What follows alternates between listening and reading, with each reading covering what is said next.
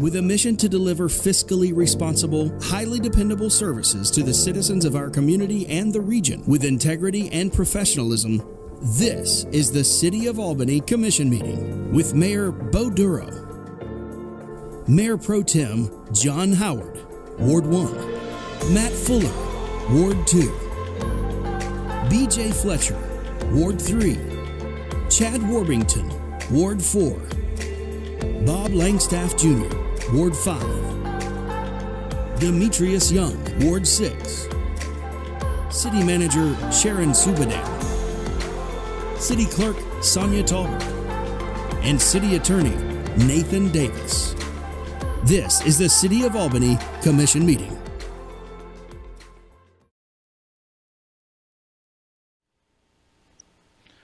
Good morning. We'll call this the work session, July 7, 2020, to order. The first item on the agenda is Mr. James Finkelstein has completed a speaker appearance form. Mr. Finkelstein, can you hear me?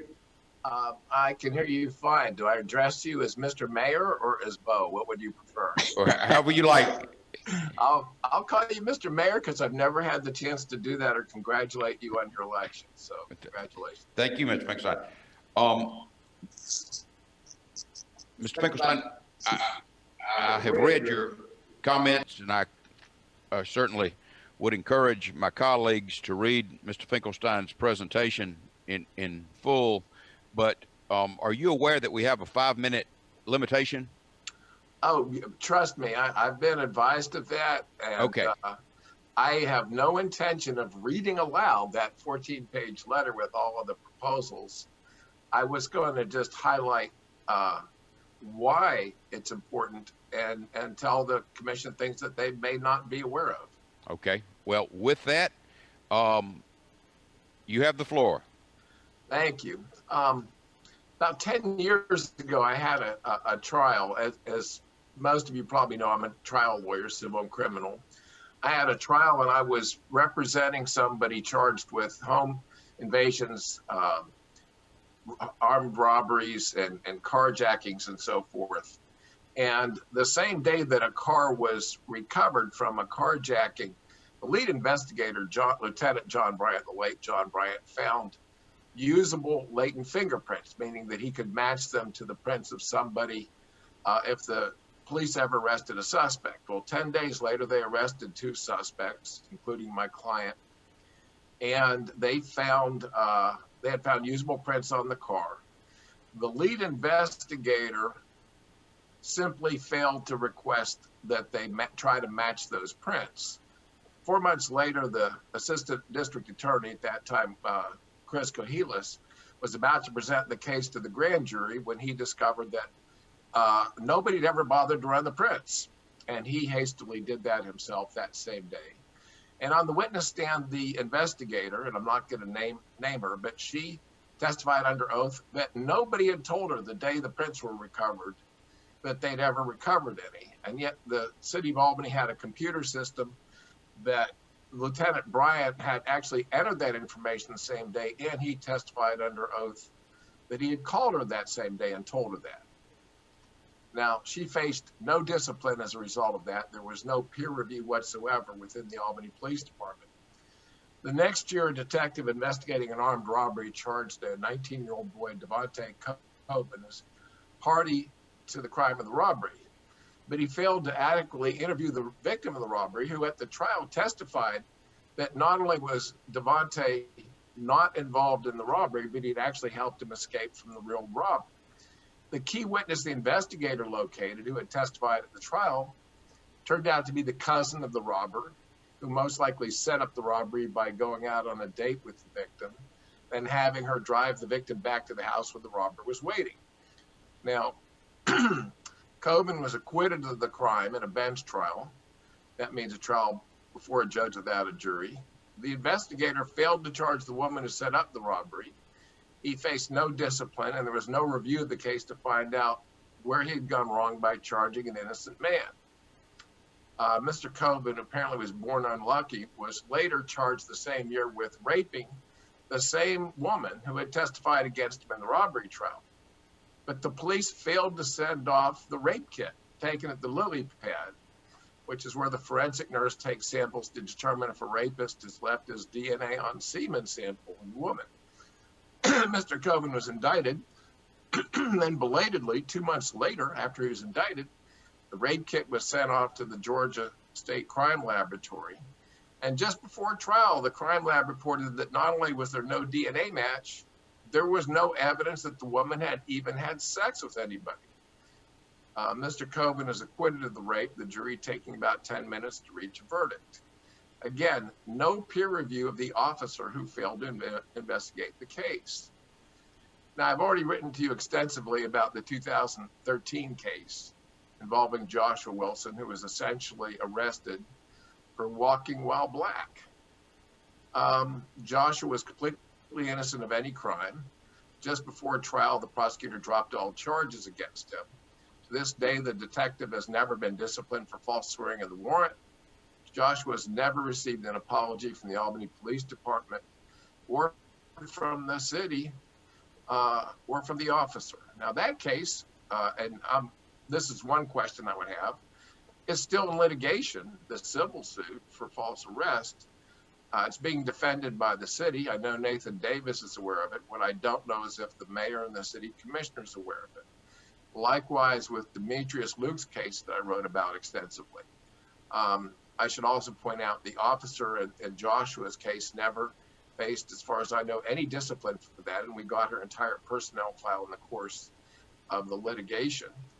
No discipline, no peer review. The same was true with the Demetrius Luke case. Also an innocent victim, the officer is still employed by the Albany Police Department. Again, no peer review. That officer falsely swore out a warrant.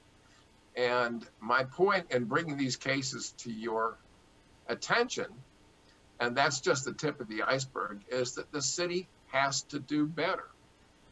And I have tried to give you a blueprint on how to make a good start, the most important part of which is gathering the data. Now, my son advised me, and his computer just went off beeping, that my 5 minutes is up. I'm happy to answer any questions if anybody has any. I hope that the APD will be reorganized. Most importantly, gather the data that you need to gather and make sure that cases and officers' conduct is reviewed by an outside agency. Thank you.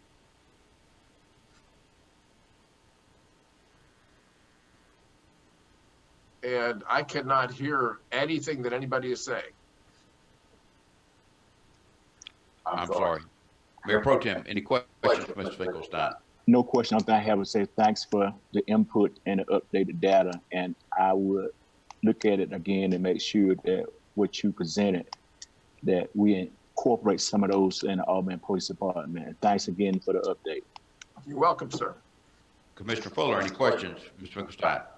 No, sir. No questions. Mr. Fletcher? None. Commissioner Warbington?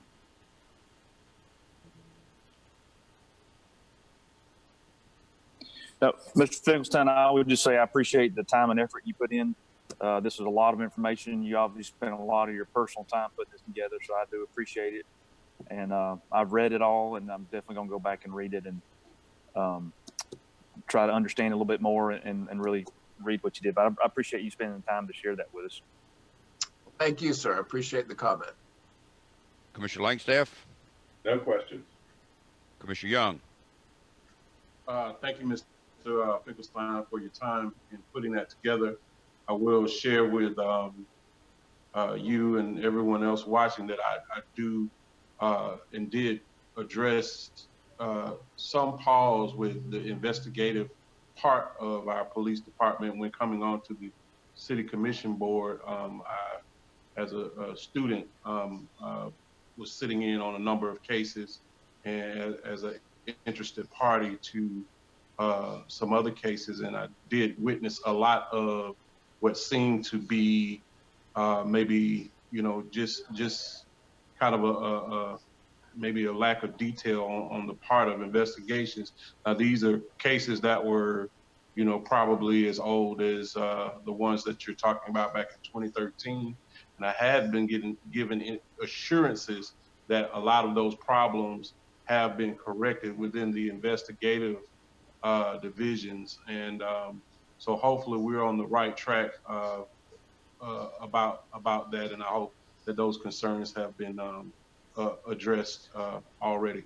But thank you for your time. Thank you, Commissioner Young. I wish that that were true, but I have examples of cases as recently as just in the last year that they have not been addressed. And this really needs to be addressed if the APD is going to be a professional police department. Thank you, sir. Mr. Finkelstein, thank you for the presentation. I think at a minimum, we need staff to respond to some of these issues. I recognize that cases are in litigation that maybe we don't need to make public the facts here, but Commissioner Young spoke of lack of detail and negligence in investigation. But what concerns me, which is a legitimate concern, but a greater concern is Mr. Finkelstein's allegations that we have officers swearing that facts are true, that, I mean, representations in an affidavit are true, when in point of fact that officer had knowledge that it was not true. This thing with the Dunkin' Donuts referring to an eyewitness account, and that was the second incident where the drive-by shooting. But these are issues that need to be investigated. We can and will do better, but with that, like I say, I appreciate the time and effort you put into it, Mr. Finkelstein, and I would certainly commend every member of the commission to read Mr. Finkelstein's presentation. Thank you, Mr. Mayor. Have a good day. Yes, sir. The next item on the Mayor. I'm sorry, Mr. Hicks is correcting me. We need to have a roll call before we proceed. Ward 1, Yes. Ward 2, Yes. Ward 3, Yes. Ward 4, Yes, I'm here. Ward 5, Here. Ward 6. Present. Mayor. Here. Under public safety matters, we have an alcohol license application seeking approval for a license at 1020 Flint Avenue. Mr. Norman, are you gonna make this presentation? Yes, sir. Good morning. Good morning. We have an application from Radium Springs Auto Sales LLC, doing business as Club Frozen Bar and Grill at 1020 Flint Avenue. They have submitted an application for alcohol license for consumption on the premises. The applicant is Kelvin Vamper from 2811 Winterwood Avenue here in Albany, Georgia. The business type is a nightclub/lounge. The planning department identified this location as commercial, and it is zoned as C2 on a collector street and in Ward 3. The distance requirement must be greater than 200 yards from a school and 100 yards from churches. The nearest school is St. Teresa's Catholic School at 417 Edgewood Avenue. Its distance is greater than 4,000 feet. The nearest church is the Greater Cutliff Grove at 835 West Broad Avenue. Its distance is greater than 2,500 feet. This location is not currently open.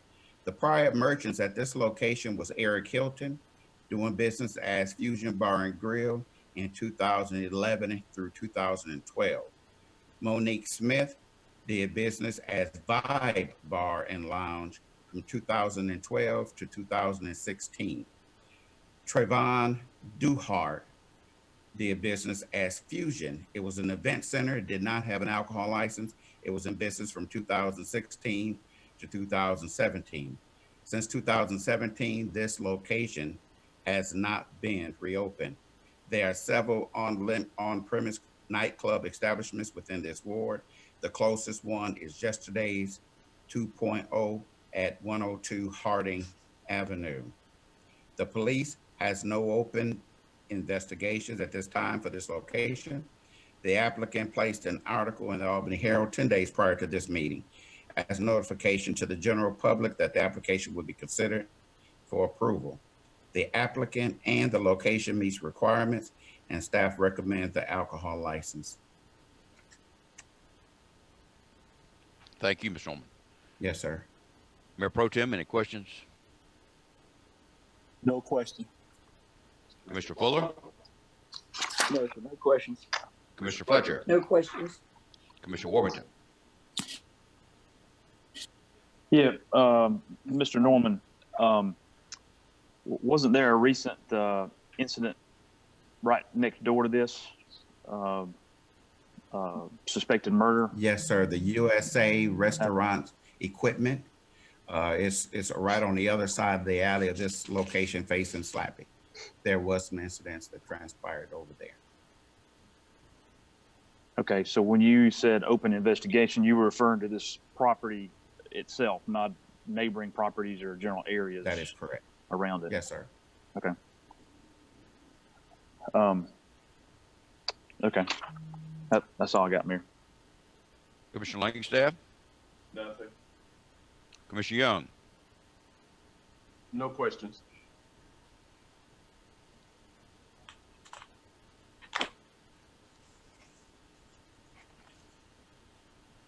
Mr. Norman, what distance is this from Slappy?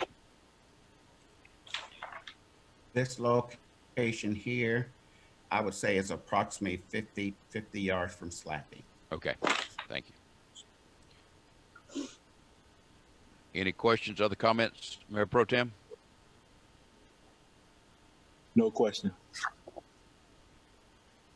Commissioner Fuller? No, sir. Commissioner Fletcher? None. Commissioner Warrington? Yeah, Mr. Norman, what is the general atmosphere of this area? Is this residential? I know that the USA food service business you just mentioned was next door. What's the general area? From this location here, going westward is all commercial. Well, yeah, from this location going westward is all commercial, but most of those establishments are facing Slappy. To the east of this location, there is a residential street, and it goes all the way down to Broad, but that's a residential street on the other side, on the west side, east side of the building. Okay, so for a license like this, is there any consideration of number of patrons, number of customers, size of the, or is this just for general alcohol service? Well, as far as the number of occupancy, once the fire department completes their inspection of this location, they'll issue us a certificate of occupancy outlining the number of people that can be inside the establishment. Okay. I'm pretty intimately familiar with this location. My business is right across the street, maybe not even football field from here. And I remember these different names that you just mentioned. One of the issues that I always remember was parking, and have very little parking at this location. And so what happens is they end up parking, the patrons, customers always end up parking, parallel parking right next to a railroad track. And I've just got some general concerns about that. But I guess what you're saying, that's not pertinent to the alcohol license. That's pertinent to the CO they get, I guess, eventually from the fire department for parking and occupancy. Now, there is a parking lot to the east of the location. I'm not sure how many spots or how many vehicles be parked on it, but the street that Flint Avenue, you're allowed to park on the street. It's not a no parking zone. Oh, okay. So you can parallel park. Yes, sir. Okay. Thank you. Commissioner Langstaff? Nothing from me. Commissioner Young? No more questions. Thank you, Officer Norman. Thank you. The next item on the agenda is an application for an alcohol license at 719 North Westover Boulevard. Mr. Norman? Yes, sir. This location, Westover Package Store LLC, doing business at Bottom Up at 719 North Westover. This location was the old Freedman's Men's Clothing, which is located between the Newts and Papa John Shopping Center and the Starbucks and Jimmy John's Shopping Center. Currently is vacant. They have started doing some work to the ground there. They submitted an application requesting an alcohol license for package sales of liquor, beer, and wine. The applicant is Umang Patel from 1602 McIntosh Creek Court in Phoenix City, Alabama, and Milan Patel at 1801 Groves Lane here in Albany, Georgia.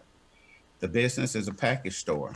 The planning department identified this location, zone C2, and on an arterial street in Ward 5. The distance requirement must be greater than 200 yards from schools and 1,000 yards from churches.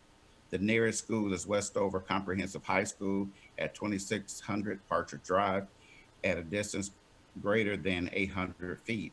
The closest church is Free Will Baptist at 420 North Westover Road. The distance is greater than 4,000 feet.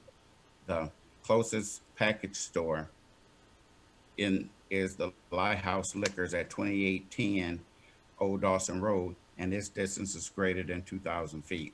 The establishment has not been constructed.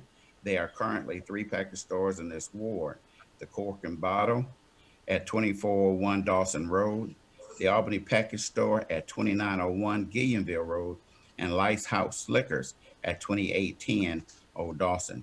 The police department has no open investigation at this location. There are no crime information data.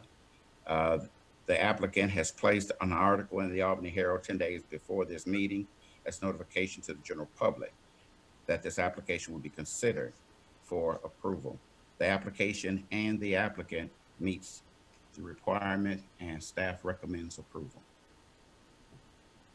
Any questions, Mayor Pro Tem?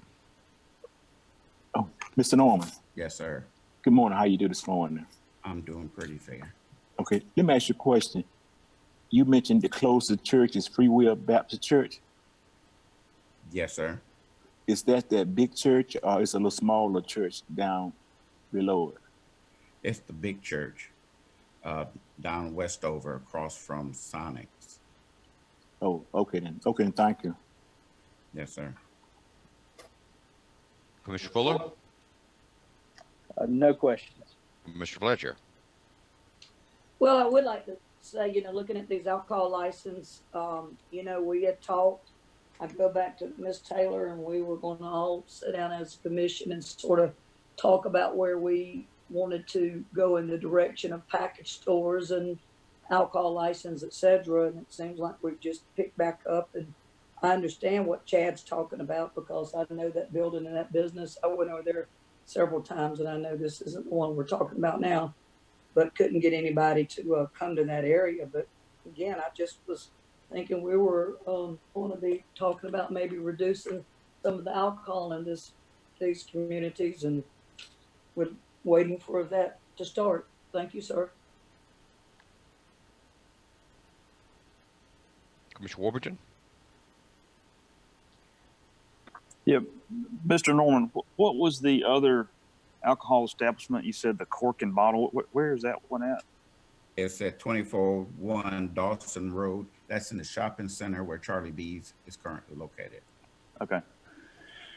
All right, and then the Lighthouse Liquor, when you state 2,000 feet, is that, I guess lack of a better word, is that as the crow flies, or is that based on walking distance, driving distance? As the crow flies, the distance next between Lighthouse Liquor and this location came out to be 1590, which is greater than the requirement issued by the state. But as far as the city of Albany, we measure by pathway on the ground, and that's 2,000. That would go all the way down to the corner, and then it would make that left going back to Lighthouse Liquors. Okay, so our ordinance is based on travel path. Okay. Yes, sir. The other question is, I believe these individuals own another package store that's in the same general area, are they going to close that store? Do you know of? Are they going to have multiple stores in the area? I'm not clear on their intention. I know he owns an establishment in Dawson, and he owned one. I'm not sure if he still owns the one right here on Oglethorpe, but no, I'm not sure what their intentions are. Okay. So I guess as a city, and this is kind of to Commissioner Fletcher's comment, I guess we don't have a certain number of permitted package stores for the city. We can have as many as individuals want to open up. We don't have a certain limit. No, sir, not on package. So the only limit we have pertains to on-premise consumption. And that limit is based on the city block or a distance from each other. No, sir, that is based on the population, where there can only be so many per 800 people per ward. Okay, so okay, I see what you're saying. Like for instance, this ward here is Ward 5. Ward 5, it has the ability to have 16 establishments for on-premise consumption in there, but although they only have 6 at the moment. So based on the number of citizens residing in that ward, it determines how many on-premise consumption establishments they can have. Okay. All right. I had one other question. Okay, that's it. Thanks, Mayor. Commissioner Langstaff? No comment. Commissioner Young? I just had I guess a comment to Commissioner Fletcher's, I guess, inquiry. I do think, yeah, we need to have that discussion in terms of looking at our regulations and how many of these licenses that we allow, and it has to have, you know, some type of rationale. I don't know what the rationale is behind putting, you know, basing the number of alcohol licenses on the number of citizens or the number of alcohol licenses you can have in a ward. But for me, it's all about location, location, location.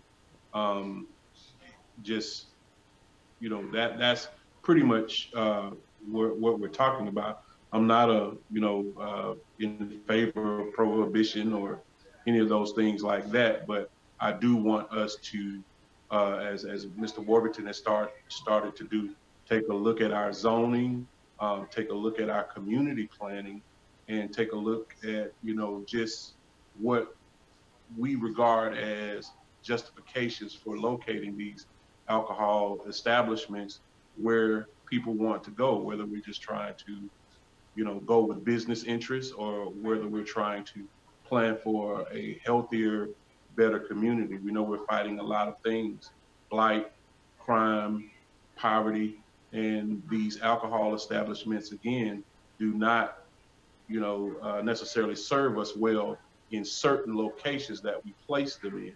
And that's what we really need to look at, is how we, you know, take those things into consideration and you know, plan our community so it can be healthy and thrive and you know, serve the citizens better. That's it, Mr. Mayor. Thank you, Commissioner Young. There's been some general discussion about a moratorium on licenses, all alcohol licenses, I believe. I think it would benefit the commission for Mr. Norman to basically give us a presentation on what the state laws are and what the city ordinances are. I mean, I think some of us are getting confused with the different type of licenses. And like Mr. Norman just said, there were 6 licenses in Ward 5. Is that correct? Yes, sir.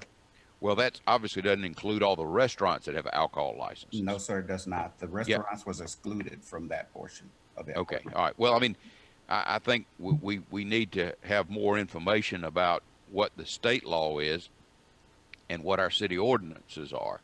And particularly, I think I would benefit from it. And possibly Commissioner Warrington, Commissioner Young, and possibly some of the commissioners who were here before.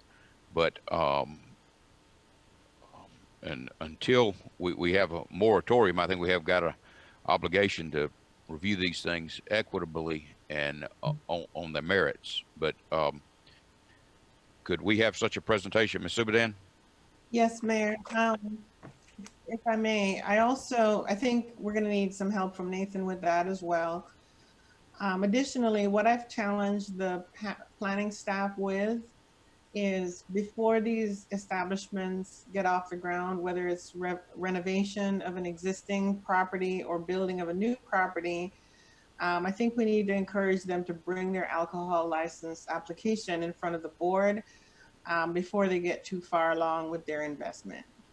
So that is something that we're going to be encouraging applicants to do to make sure that they're on sound footing. But certainly we will prepare a presentation with the assistance of the city attorney.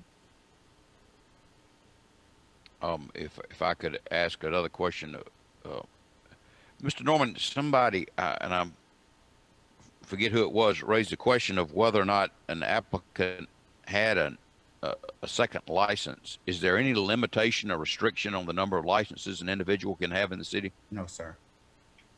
Okay.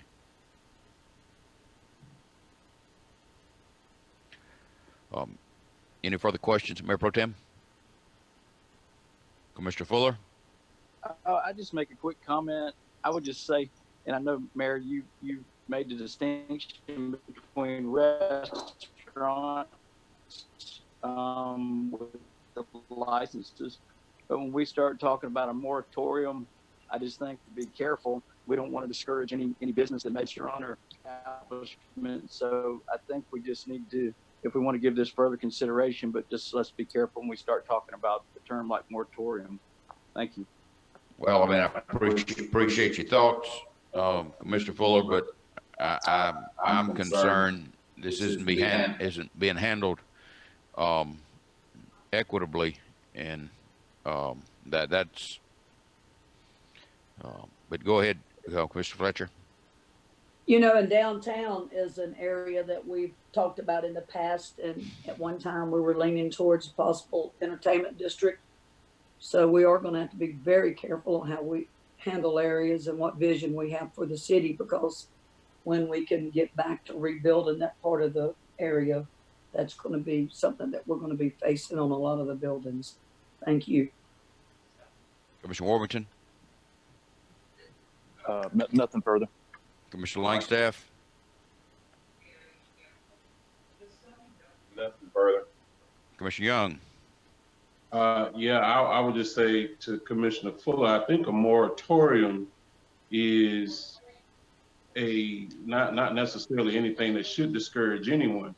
Right now, we need a moratorium to look at these policies so that businesses are protected. We talked about a couple of meetings ago that, about business owners going up and being surprised when, their alcohol licenses were denied or feeling like that, okay, because I filled out a form, I should just be able to get my license, when there are other considerations that we have to make as a board.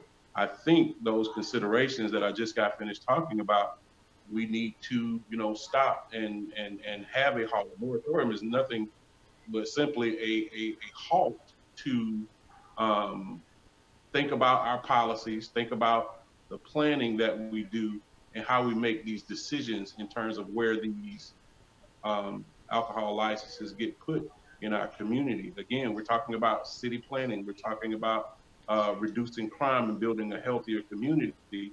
And if we don't stop and take a look at it, then we're going to keep kind of getting this kind of hodgepodge of what we see now. And it leads to things like inequity that the mayor talked about, because some people are going to feel like, okay, well, you didn't apply the same rationale for my location that you did for the other location. And that's what really needs to get taken a look at. And if we just because I'm sure there are business owners who are listening to this discussion right now who are, have their plans to get their alcohol licenses and place their business where they want to.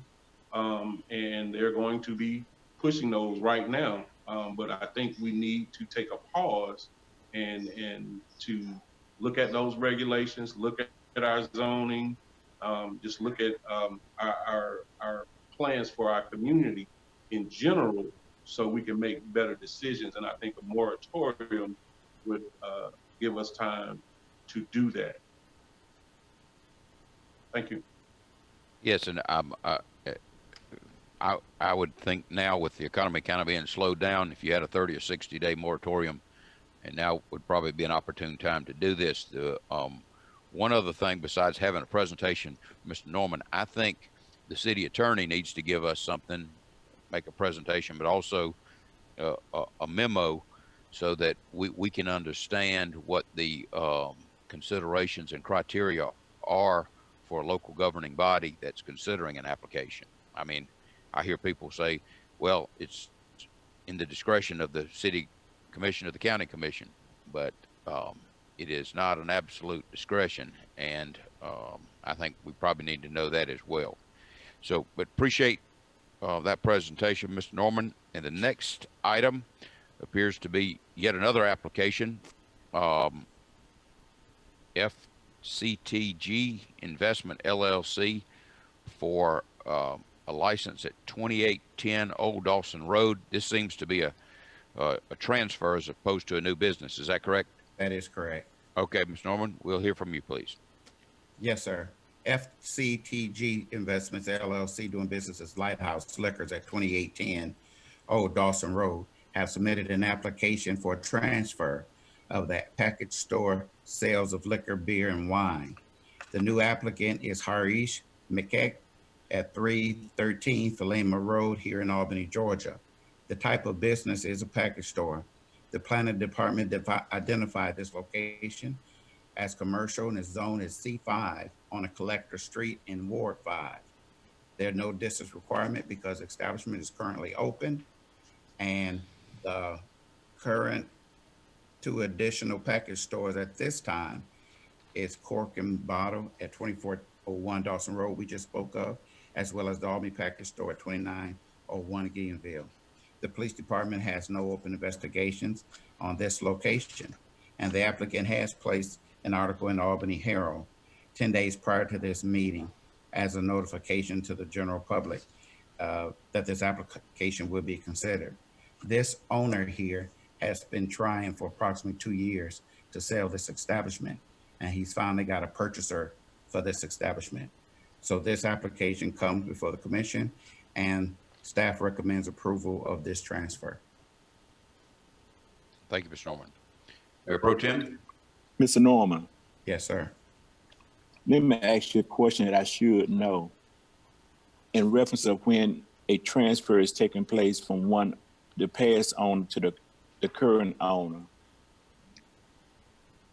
can the person before this establishment is transferred license, can the old establishment continue to sell alcohol or beer or wine? As long as the license is still current, until this body approves the license and it's purchased, then once it's purchased, then the license transfers to the new owner. Okay then. Commissioner Fuller? No, sir, no questions. Commissioner Fletcher? No, sir.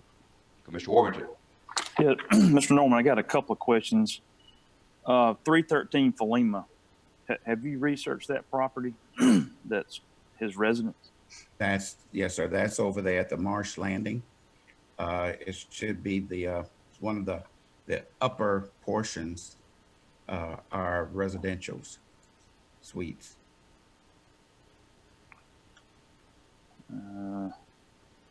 Yeah, okay. All right, then the other question is, I just researched his Secretary of State registration, and it shows Peachtree City. So I didn't know, do y'all research the business location or the owner's address and things such as that to verify that he is in fact a resident of Doherty County? Yes, well, yes, so we make sure that all the incorporations are current and they are on file with, like this LLC is on file with the Secretary of State and any federal ID numbers. As far as the subject, he has to submit identification and or something indicating that he actually resides, whether it's a lease or it's utility bill, something indicating that he does reside here in the city. Okay. All right. So all that has been done. Okay. That's it. Thank you. Commissioner Langstaff, No comment. Commissioner Young, No questions. Mr. Norman, is the present license? It says Jin Wook Park. Is that who currently holds a license? Okay, what happened, Jin Wook Park, he came before the commission in 2019. That was the previous person that attempted to purchase this location. For whatever reason, the transaction didn't transpire. The current license holder is Baham Mend Para, and he's the current owner. Okay, so this Mr. Park's information shouldn't even be in here. Well, that's just indicating that was the last application and license that came before the commission. Okay, where would we find the identity of the current license holder? I don't have it listed here inside of this application. I think in that presentation that would be beneficial, and also if we could, like we've asked before, if we could get the corporate information. I mean, certainly if y'all are looking it up and reviewing the application, and let's include that in the agenda. Would that be? We could do that as well. Okay, thank you, Mr. Norman. Yes, sir. Mayor Pro Tem, any further questions? Mr. Norman, Yes, sir. in our presentation last month, you elaborate that we have a few of these mom and pop stores in the heart of a residential area, and a lot of these was predated before we had our zoning ordinance update.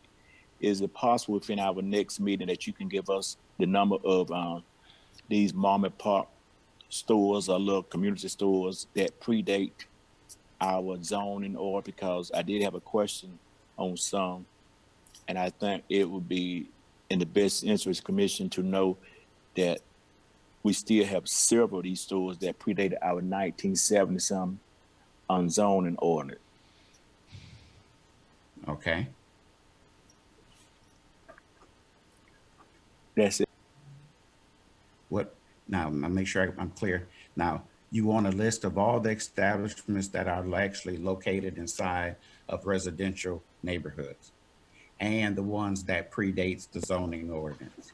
No, just those that predate the zoning order. Okay. Okay.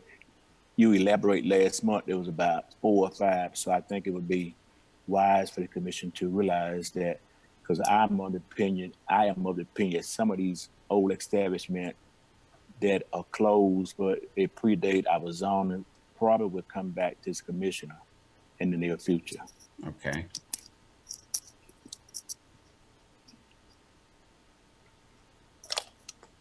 I have it.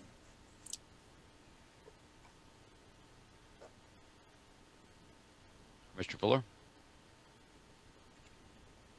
No, sir, no questions. Commissioner Fletcher, No questions. Commissioner Warrington, Nothing further. Commissioner Langstaff, Nothing further. Commissioner Young. Nothing further.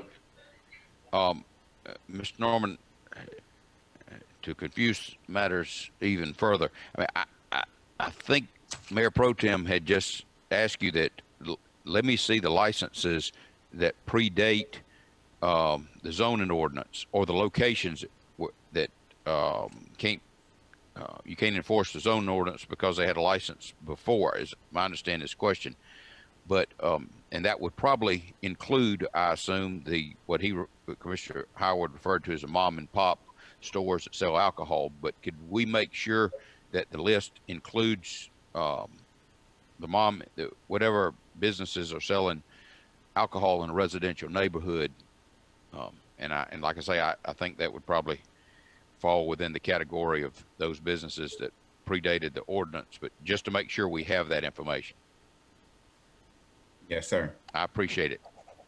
Mayor? Yes, ma'am. We will go ahead and put together a comprehensive package, but I do not think it'll be ready for next board meeting. Commissioner Howard, if you can allow us to get the entire package together, we'll present it probably in the first meeting in August.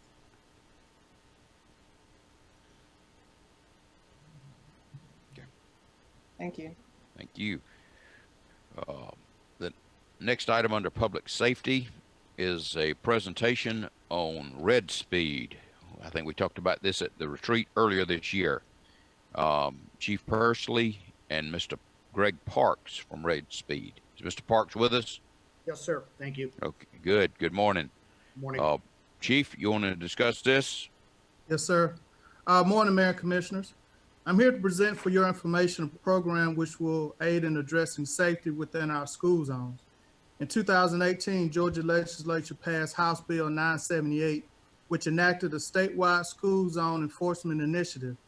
This was in response to multiple incidents involving serious injury and even fatalities related to disregarded school zone speeds and hours of operations. We too have records of these incidents within our own school zones. Here today, I have representatives from Red Speed, Greg Parks, and Michael McAllister, who will present a solution to our school zone safety concerns. Mr. Parks. Thank you, Chief. I'm going to go ahead and share my screen and give a brief presentation. No death by PowerPoint, pretty short, but I think it'll be beneficial. Can everyone see my screen now?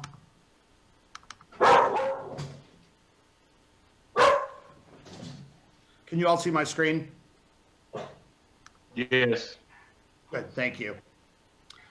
Okay, so as the chief mentioned, we're talking about an automated program to improve school zone safety.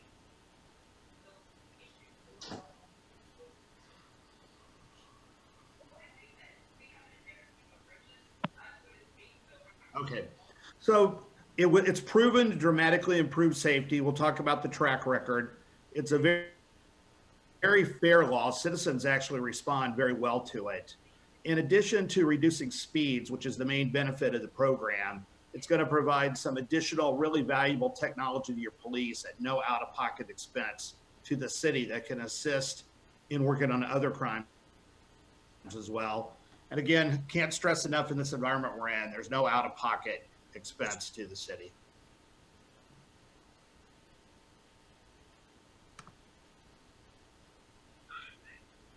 Sorry, I have a little trouble here. Okay, now we're rolling. So why do the program? Speeding is prevalent throughout Georgia. We're going to show some stats that were taken in Albany, and certainly don't want anybody to feel like the police department or the community is not doing a good job. Georgia is ranked 36 out of 51 states, that's 50 plus Puerto Rico, in school zone safety driving. So it's a problem statewide to solve.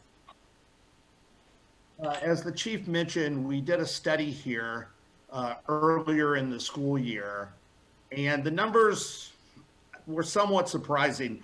All of these violations, and you'll see some really big numbers. This is in one day per school zone, just from an hour before school to an hour after.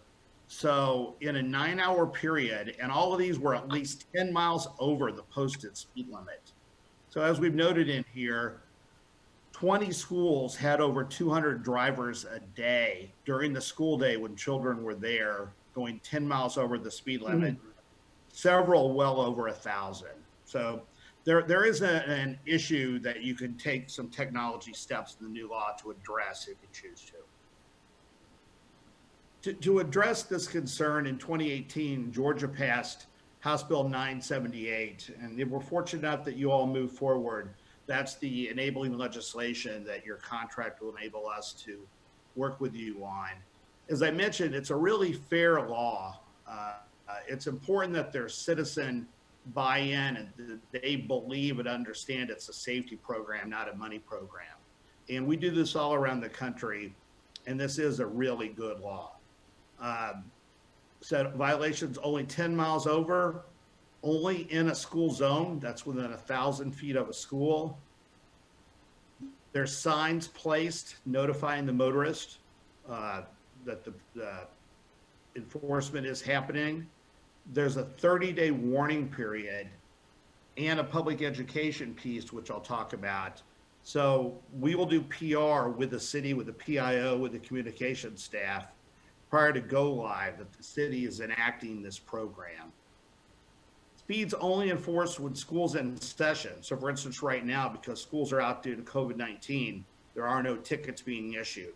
The whole idea is being when a child could be present. An additional layer of security or comfort that's added is GDOT must approve these and concur with the city that there is a speeding problem there.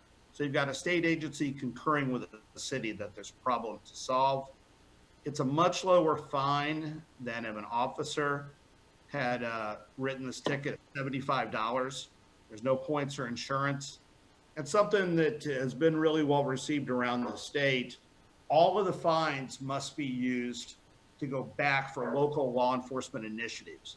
Nothing goes to the state or the general fund, and it doesn't go to the general fund of the city. It goes back to law enforcement for additional officers, additional school safety needs, whatever you all would determine as the governing body. Again, all completely violator funded. I mentioned no cost. We have a significant investment, so obviously we want to get paid. We share in the revenue, 65-35 of the tickets that are written. We install all the equipment, we maintain it, but I think it's really important to note too that an Albany police officer will approve or reject each of these violations, not us. And his or her signature will go on the citation. So even though we're going to do the printing and mailing for the city, Albany PD is approving this violation. I mentioned some other tools the city will get if we're fortunate enough to move forward. Each of our systems comes with automated license plate recognition and HD video that allows police to view real time and archive back to 45 days, can help solve a number of crimes. Our video has played a role in solving everything from carjackings to things as simple as crashes. And license plate recognition plays a really valuable tool in the school zones that if your chief and his team elect to, through your direction, they can load temporary protection order data, other things into our system. And if somebody should not be in front of the school, the police will be notified real time if they enter the school zone.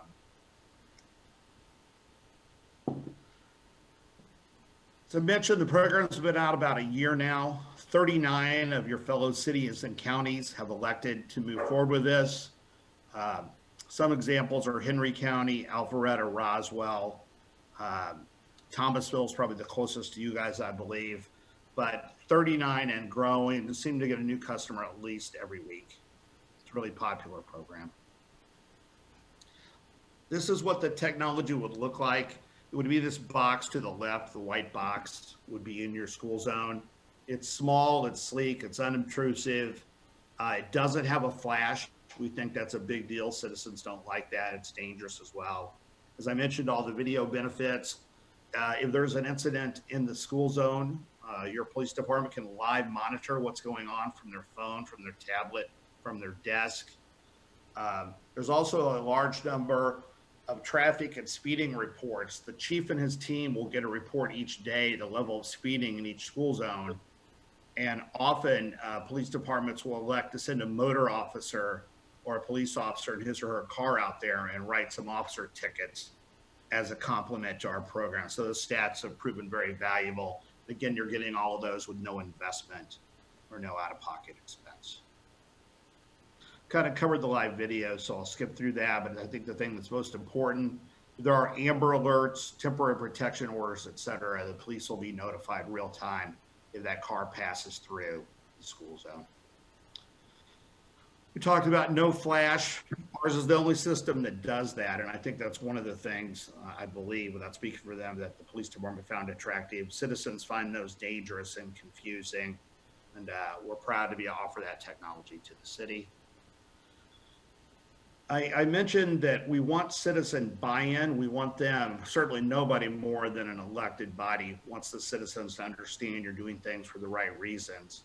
So we're prepared to invest a lot of time and money, as I mentioned, with your staff in putting together a public education program prior to the program going live. And here's an example of something we did with the city of Alpharetta, which is over by Atlanta, and we'd be happy to do this with you all if you'd like.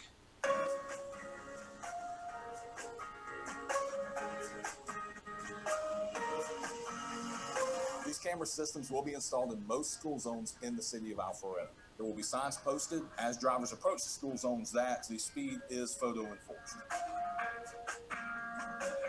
The overarching goal for this entire system is to make school zones safer for the children that are walking to and from school, the school buses, the faculty coming in and out of that school. They have to drive through that school zone, and we have to lower the speeds to make it safer for everybody. We always want to be able to continue to do better for our community and be able to put in something that's going to increase safety, not only for the children who attend my school, the staff who work here, for the community in general, is better for Alpharetta. Alpharetta Police Department has done an amazing job supporting our school throughout the years, and I really appreciate seeing them reach beyond the school, which they always have. But this measure specifically impacts our school, the safety of my children, the safety of pedestrians in general around the community, and I hope to see more of these as it does bring awareness to how people are driving within our community. This gives us the opportunity to expand our reach to be able to provide a constant presence in school zones every school day. The camera system is set to start issuing violations at 11 over the speed limit. So if it's a 25-mile-per-hour school zone, if you're at 36 or higher, you could get a citation. All violations are reviewed by a police officer. After they've been confirmed by the police officer, then they are then mailed to the registered owner of the offending vehicle. And these are all civil penalties, so there'll be no points on any driver's record, no insurance rates will go up.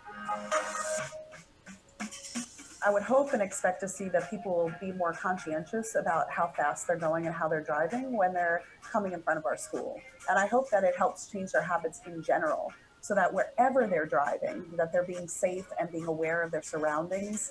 Nothing is more important than people's safety. Put the phone down, pay attention to your speed. That is the easiest way and the most efficient way to improve driving safety. It's just to be aware.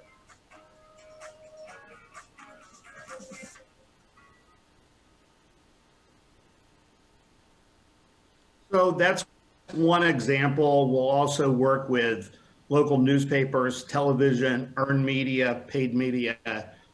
Well, we work for you. These programs are local, so we'll follow the direction of your team, but that's one example. So to kind of wrap up, fast presentations make fast friends. So we want to be respectful of your time. This absolutely is proven to improve safety. Your citizens will like it. Your PD is going to get some really great technology at no cost to you all out of pocket. If you do decide to move forward, I believe at your next meeting or whatever, whenever, the process would be approve our contract. Then the school system will also need to sign the GDOT application. That would be the superintendent or his or her designate. If it's a private school, it'd be the headmaster, principal, etc. GDOT will need to approve this, which we believe is a good thing, not a bad thing. We do construction, start the 30-day warning period, and then go live. So that's a really concise overview of the program, and I believe you may have some questions. Mayor Pro Tem. Mr. Cook, good morning. How you do? Can you hear me? Yes, sir. What's the longevity of these little box you place on a pole, and how often do they have to be changed out? They shouldn't be changed for years. They're very reliable. Our team will go out and do preventive maintenance, and if we have a technology improvement, they will upgrade the equipment inside the cabinet, but that cabinet won't need to be moved. It will be there throughout the life of the program, barring nothing going wrong. Thank you for the update. I think this is a step in the right direction because it will slow down speeders in school zone, and it will also prevent safety issues that when folks are speeding through speed zone, and this would tell us that the cameras and all would show that whether he or she is speeding. So it is what you see is what you get. Thank you for your observation. You're welcome, sir. Thank you. Mr. Fuller? I would just ask Mayor and City Manager, have we spoken with the school board or had any discussions with them on where they would be on this? I could say the chief has met with the school superintendent some time ago before and I think that Red Speed made a presentation to them as well. So they are familiar with the program and aware. When we got the presentation, probably was last year, they probably had half as many cities signed up. So it definitely is a technology that's growing throughout the state. Okay, thank you. Commissioner Fletcher? Just to say that what I've heard today and what I've seen, I really like it. So thank you, sir. Commissioner Warburton? Yeah, I would echo several other folks. I'm certainly supportive of this. You know, we talked in our retreat about a force multiplier, and where this just basically multiplies our presence of police and our ability to enforce. So I'm certainly supportive. A couple of questions I've got. So how many cameras are you proposing? Are we going to put one at every school, or will some schools have more than one, or what's the total quantity we're going to start with? Thank you, sir. The typical install would be one camera on each side of the road, because by law and best practice, we don't film who's in the car. So we only film the back of the car for the license plate. So each of the schools that we showed earlier could have one on each side of the road. I would recommend, and I'll defer to the chief and you all, as I said, we work for you all, probably not ideal to start with all 20 something at once, maybe take the 5 or 10 worst to allow your staff to get used to it, your local court. People do have the right to request adjudication. It's about 2 or 3%. It's a very small amount based on the law. But long answer to short, very good question. I'd recommend we walk before we run, but we'll follow the direction of your staff and you all. Typically the worst offending schools. You had 5 or 6 that had over 1,000, I believe, would be a good spot to start, I believe. Okay. And this may be the chief or for you, but is there a limitation? Can you put these cameras on a state road just as much as you can put it on a neighborhood street? You know, some of our schools are on major thoroughfares. Is there any limitation on major state routes? No, sir. Another good question. The state law, this House Bill 978, allows them to be placed in any school zone that GDOT will approve. And typically those highways you reference are often the most dangerous. It's kind of a vagary of Georgia. Most states we work in don't have schools on such major thoroughfares typically. And so long answer again, I apologize, but it can be on any road that you all would like and the GDOT would approve. And they've approved virtually all that we've sent them. They're supportive of the program. Okay. I think one of the most valuable intangible benefits, or maybe tangible, is the 24/7 license plates capture and the video surveillance. This last armed robbery incident we had was actually right next to, one of them I believe was right close to Sherwood Acres, and a lot of citizens, a lot of people came forward with camera video of the car, and this would have just given the police yet another snapshot of this alleged car. And so I think that's a very good benefit, not just to school zone hours, but being able to have that footage, the license plate recognition, the Amber alerts, all that would just be more places that we can pick up situations that the police need to be involved with. Thank you. Thank you, sir. You're absolutely correct. And you noted, I didn't highlight it enough of the presentation, that the video and the license plate recognition is 24/7, 365. For instance, right now, school's not in because of COVID-19, so we're not issuing tickets. But even though we have no revenue coming in, as a good partner, we've kept those tools on, and police will continue to use them.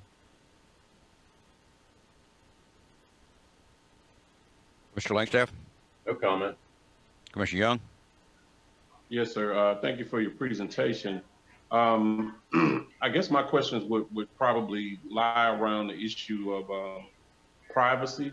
I do know that, you know, we talked about the benefits of, you know, the cameras in terms of surveillance, but what are some of the privacy issues that you all have encountered in the deployment of this technology? Thank you, Commissioner. Certainly, we respect everyone's right to privacy. We're citizens as well, even though the police is our market. As I mentioned, one of the things the law mandates, and we concur too, is we don't film who's in the car. We only film from the rear of the vehicle. And so I think from the speeding mitigation piece, that's fairly easily addressed, and you're on a public road. I think your question probably goes more to the license plate recognition aspect of it. And most police departments, and Chief Persley, I should know this, most are already using license plate recognition, and we follow their policies. We're just adding the technology in the school zones where it's really effective, and most cities candidly just don't have the budget right now. But we'll follow, again, I've said it 2 or 3 times, but it's our mantra that we work for you guys, and we don't tell you what's best. We tell you what we can do, and we follow your all's direction. If you wanted limited use of those additional technologies for any concerns you have, we added them all free as an add-on to improve school safety, but we can run them whenever is needed and under any policy that you guys would like. I don't know if that answered your question or not. Yes, sir, it did. Thank you. Thank you. That's it, Mr. Mayor. Thank you, Mr. Park. Do these cameras, they run off of battery or electricity? They run. We can run them off batteries, and when we have an emergency installation, we'll initially run them off batteries. We're trying to meet a deadline for school opening, et cetera. But 99.999 run on power, and we'll either work with Georgia Power, or as big as the city is, you may have some EMCs out there too, whoever the respective local power companies for each school are, and we'll actually set up a meter and account with them. Okay.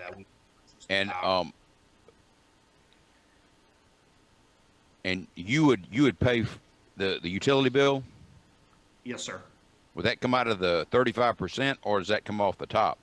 As an There's no incremental expenses to you. Every dollar that comes in, you all get the 65. No expenses are deducted. Okay. And what is now? I don't really fully understand. Does the city have the absolute right to designate where these cameras are located? As long as GDOT approves, yes. The 2 deciding factors, well, 3, if you count the schools, although no school has ever signed off, it's a great benefit to them, but it's free. But the governing bodies that have a say in this would be you all, your staff, and then ultimately up to you all.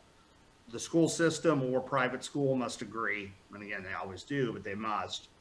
And then GDOT must agree there's a safety need there.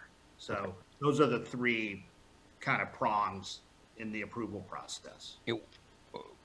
My question, Mr. Parks, is, worst case, you showed us that list, and it was alarming, with some of the schools having over 1,000 people pass at 10 miles over the speed limit during a school day. But if you install cameras, I think you said 20 locations, and we got down to the last 10, and you said, well, they don't have but 300 speeders there a day. It's really not feasible for us to put the cameras up. Under the contract, Red Speed would have to install the computers if the city requested. Yes, we'll put them where you'll need them. The one caveat is that if there is a really low amount of speeding, just use an arbitrary example of just a few a day or something, it's likely GDOT would not approve that permit because they wouldn't believe there's a need for additional safety measures there. But if they did, we absolutely would install it. Okay, so when you go to GDOT, you're going to have to give them that information that you showed us earlier, how many motorists are traveling at 10 or above miles, the speed limit, an hour before, an hour after classes begin and end. Yes, sir. It's a fairly extensive submission packet they require. And one of the components is our speed study in conjunction with the city, and they take that heavily into account. That the law does say that they're to approve on a need for additional safety measures. Okay. The question we had earlier, I mean, the camera is always available to the Albany Police Department in real time? Yes, sir. So if somebody comes by a school zone traveling 65 miles an hour or driving erratically, how would the police department know how to respond to that? Well, for the speeding aspect, No, I'm not talking about somebody speeding. I'm talking about somebody going 30 miles over the speed limit. well, they would have the ability, they would see this report each day for the number of speeders and the speeds, and our video would clearly show the license plate. They could get that real time. They could interact with the motorist. They found this motorist went there daily, say that was their route, which is extremely dangerous. Through a school system, they may put a motor officer out there. So there's all different ways to use the technology. What is the duration of the agreement, of the contract? Michael, our attorney's on the line. It would depend on your code. We typically have a 5-year contract, but the city's only obligated for a year. So we want to prove ourselves that anytime after a year if the city wasn't happy, you'd have the ability to terminate. So it's effectively a year agreement. Okay, and the last question I have, Mr. Parks, is I realize this is a law has been acted a year or two in Georgia, so you probably don't have studies, but I would think, I mean, I just know if I'm going to work and for several weeks there'll be a police officer out on Old Dawson Road by Mary Acre School, and after about 2 days of that officer being there, you see that speeding's reduced dramatically. And during the course of his assignment, I would think over time, when people realize that you have cameras, that the problem of speeding in school districts, and I guess this is the objective of the program, is going to be realized. In other words, the number of people who speed is going to be decreased dramatically. Are there studies that show that that is or is not the case? No, that's a very, very wise observation. That absolutely 100% is the case. I guess there's some exception possibly, but in virtually every case, there's dramatic reducing in speeding. Even though Georgia's a new program, we've been doing this since 2003. So we've got a pretty good history around the country, and people are people.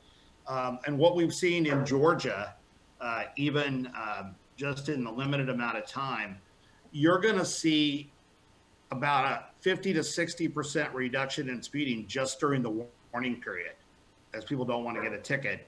And then you'll see another 10 or 20 usually on top of that over the next few months. And then it's pretty hard to do much better than that. You have transient traffic, people are people. You can't get speeding down to zero. But we're in the ironic business. The better we do, the less we make. But it's a safety program that we're proposing to the cities and counties. So again, long salesman answer. I said I have your respect for your time. I apologize. That, yeah, it's absolutely proven. You're going to see a dramatic, probably 70% reduction overall in speeding. Thank you, Mr. Parks. Mayor Pro Tem, any further questions? Mr. Fuller? No, sir. Mr. Fletcher? No, sir. Mr. Warpington? Nothing. Commissioner Langstaff? Nothing. Commissioner Young? Nothing further. Madam City Manager, Chief, did y'all want to make any comments before we move to the next item? Mayor, I think this is a step in the right direction, and the whole goal is to reduce the amount of speeders. Also, this will give us an opportunity to where we can still put officers in school zones while in conjunction with the camera. So I just hope that this is a favorable informational session for you all to make a decision. Thank you, Chief. Madam City Manager? Thank you, Mayor. I also concur. This is a good and needed program.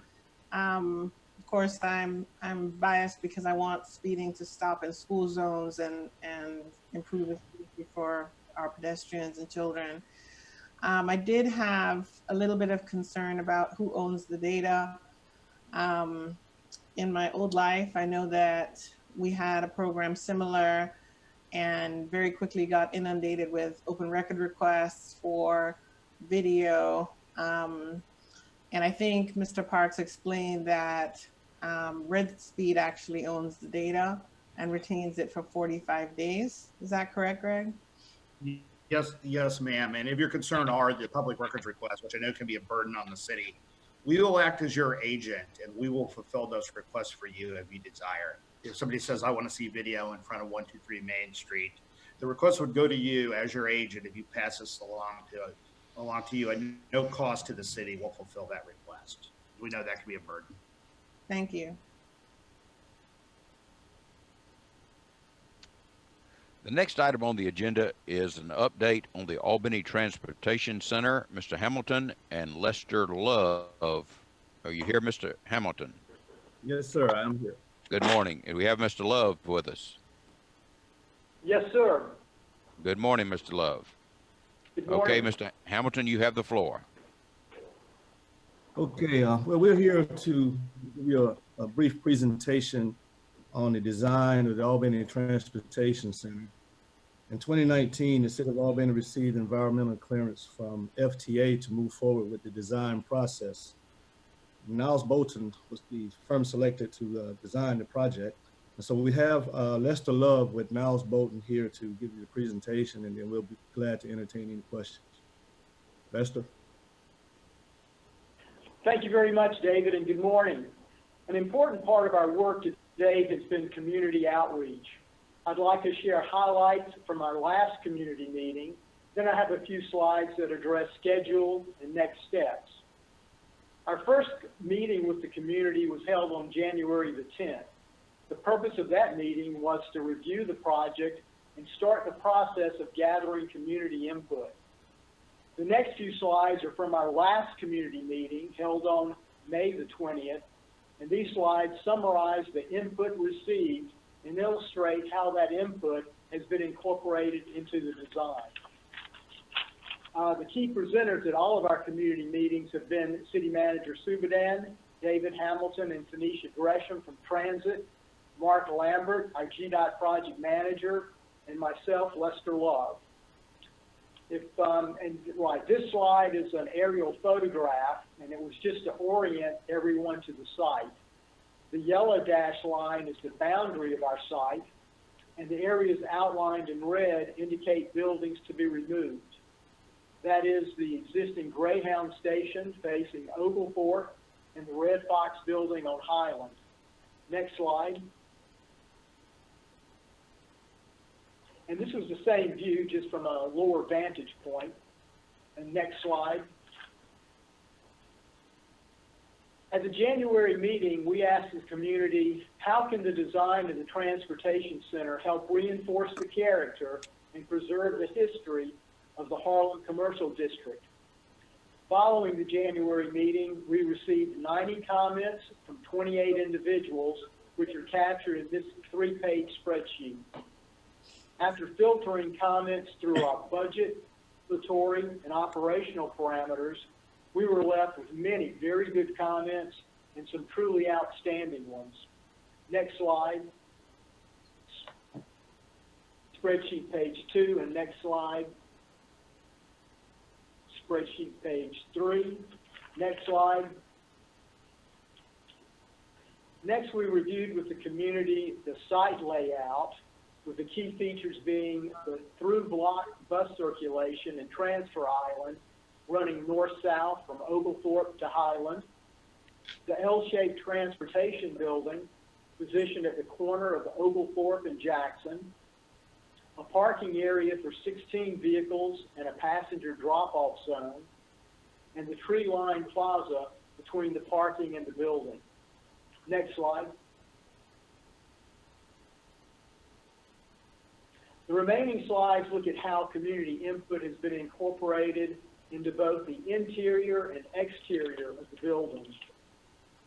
This color-coded plan shows how comments have been incorporated into the interior. For example, The floor plan was rearranged to place more active spaces along street frontages. Phone charging stations and free Wi-Fi were added to the waiting lobby. All public entry doors were made to be automatic opening.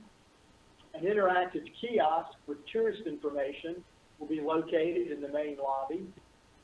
And a public computer room and a community meeting room have been added as well.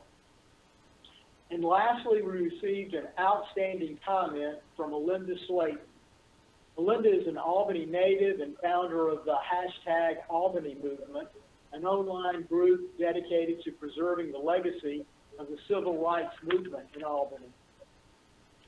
Melinda suggested that we incorporate a plaque wall in the lobby, similar to one that the General Services Administration had installed in the Atlanta Federal Center.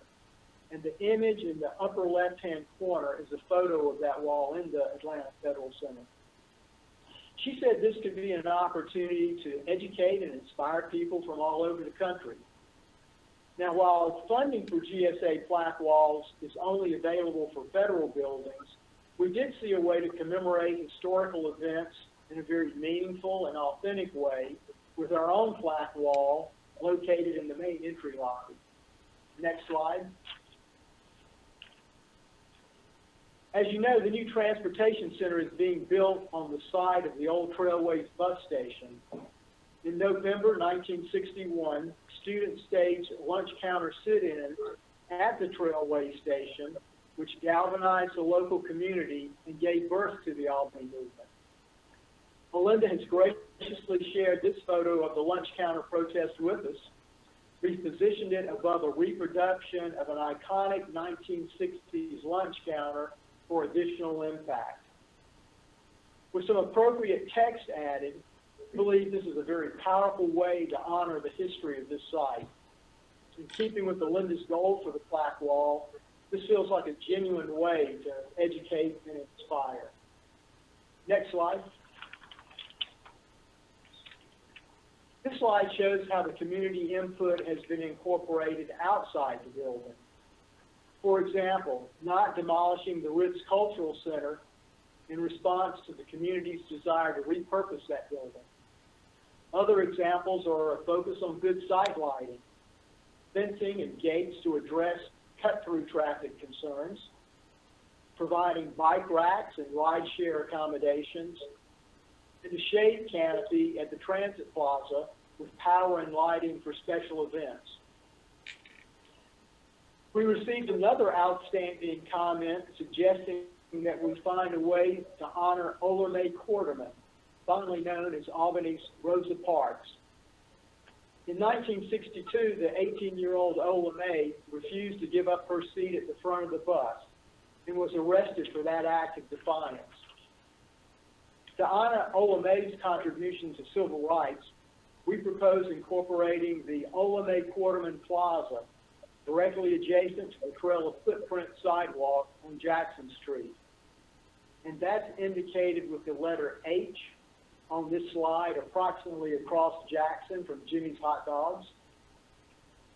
Next slide. We envision this would be a peaceful place for reflection with an interpretive plaque, seating, and hopefully a bronze statue of Ola Mae. Next slide. And that concluded the May presentation, and we are very appreciative of the community's insights and enthusiasm. We feel this was a very positive and fruitful process. Next slide. This slide looks at where we are today and next steps, focusing on the 5 tasks in blue. We're currently incorporating the ideas discussed at the May meeting into our construction documents. We propose to have Melinda Slayton and the Albany Civil Rights Institute draft interpretive text for the plaque wall and the Ola Mae Quarterman Plaza. And we'll be discussing funding options for the Ola Mae statue with the city, GDOT, and state. Basic design services, the schematic and design development phases are now complete. We started construction documents on June the 15th, which will run through October the 9th. After plan approval from Planning and Development, we'll issue for construction bids on November the 9th and receive bids on December the 4th. Albany Transit and Greyhound successfully relocated to the First T building on June the 29th. And regarding demolition, asbestos remediation at the existing station was completed on July the 2nd. The demolition of the existing Greyhound station and Red Fox building will begin this week and should be complete around the 24th.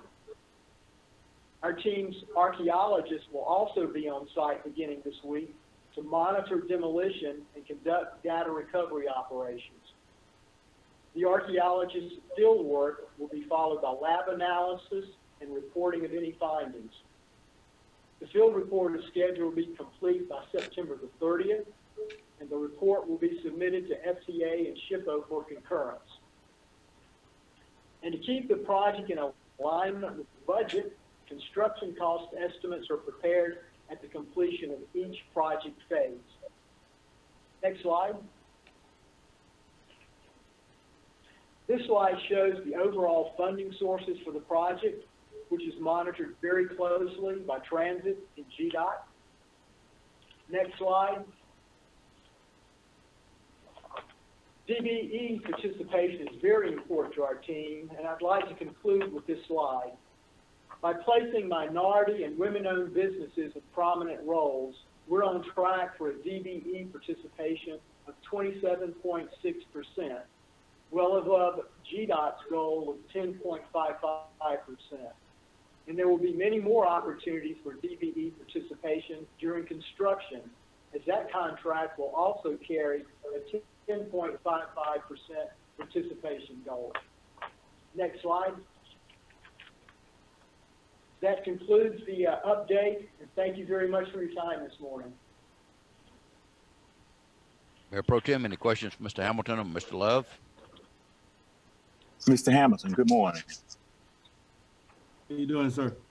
Okay, looking through our agenda and looking at all of the slides and see that the demolition of the old Trailway bus station will be demolished. Do we have a target date when this new facility will be completed?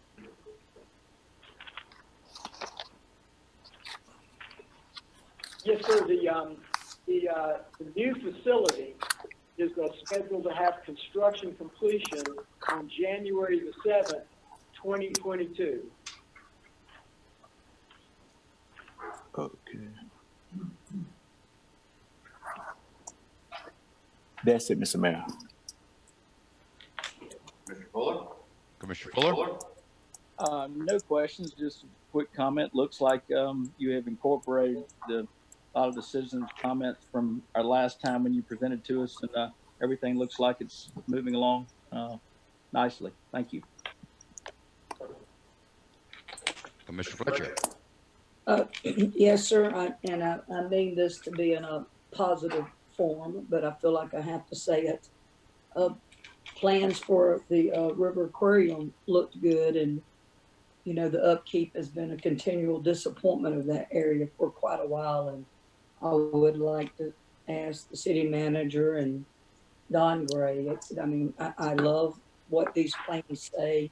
I've talked with Frank Wilson extensively about the Ola May Quarterman Street, and now know that we're going to have a plaza. Is just something I think the community will get involved with, but I want to see a maintenance plan on this. We have so many nice things that we start in this community, but when you years down the road, they just get looking not the best. So city manager, I would like to see who's going to keep this up, looking at some of the details. It's going to require maintenance, and that is just important to me that this is in the heart of this community. It's right there in the Harlan district, and I just really want to be reassured that maintenance is going to be the #1 priority after we get this thing started. Thank you. Yeah, Mr. Love and Mr. Hamilton, I would have to give hats off to you guys. I've been to a lot of, I'm getting a lot of echo. somebody, there you go. I've been in a lot of public hearings where 2 people show up, 3 people show up, and for you guys to communicate that you've got 90 comments from 26 individuals, I really appreciate that. And I went to the first public comment meeting that you had, and there was definitely some feeling of no input from the community. But just with what I see here and what you've communicated, unless somebody communicates otherwise to me, I feel like you've turned that to where citizens really feel like they can communicate, they can input, and you guys are listening and using that input. So I appreciate that. And even to have this Excel spreadsheet that documents everybody's comments is great. One question I have, either from Mr. Hamilton or Ms. Subadan. So obviously this is a very impressive design. It's going to be a very impressive building. What is the plan for the corner of Highland and Jackson? I mean, even now, when you go look at that corner building, not the theater or the Ritz Cultural Center, that building is in very, very bad condition, broken windows. The very blighted tax that we passed a month ago, our very own building may very well make that list. So what are we going to do with that corner that's probably outside of Niles Bolton's project here, so that corner can match the nice and impressive buildings that we're about to build? But one of the things I'm hoping that will come from the small grant we received for planning of the Harlem district is a plan for the Ritz and the Ritz Cultural Center. There's a limited amount of SPLOST money for the Ritz Theater. But I think ultimately what we're looking for is the community to tell us what is it you desire to see Harlem be in its totality. You know, this becomes, I like to use, when we talk about downtown development, I like to use the terminology anchor tenant. So the transportation center becomes the anchor tenant for Harlem. But how do we do infill? What comes around it? What is the community looking to see? How can we redevelop the Ritz Community Center as well, Cultural Center, as well as the Ritz Theater into something that will be vibrant and meaningful and useful, that really is what the community is looking for. So, you know, I'm very encouraged by the amount of participation that we had with Niles Bolton in the Transportation Center. I am encouraged that momentum will continue. Sowega Rising has been very engaged and interested. And so, you know, I'm very hopeful that we will end up with a really nice plan, that the Transportation Center becomes the anchor, but we have a whole redevelopment of. Okay, and so that grant was a piece of very good news for that design. So I guess that'll be kind of the spearhead, or that'll be the parallel path that will be on for that corner there. Right. Paul did explain it'll be a few months before GDOT actually awards. I mean, they've awarded it to us, but the money isn't available immediately. It'll be a couple of months before we get the actual grant documents. But certainly in the meantime, we can start our preliminary planning. We do have to do an RFP for a planner to do that work. So we'll be doing that, you know, while we wait for the green light from I think DNR is a grantor on that particular grant. Okay. All right. That's it, Mayor. Commissioner Langstaff? Nothing from me. Commissioner Young? Yes, sir. Thank you, Mr. Lester, for your work and Niles Bolton work at engaging the community. I think that made all the difference in the world in terms of the progress that was made in developing this in a way that will make sure that the legacy of the Harlem district is preserved in some way, and that people can feel good about them having a hand in it. What I will advise, you know, staff to do is to keep that same energy, even in the projects in terms of the Ritz and other buildings that Niles Bolton has brought in terms of engagement with the community, and to always, seek and respond to, their requests to be a part of the planning. That's how we move things forward. That's how we get buy-in from the community, is when they're involved. So I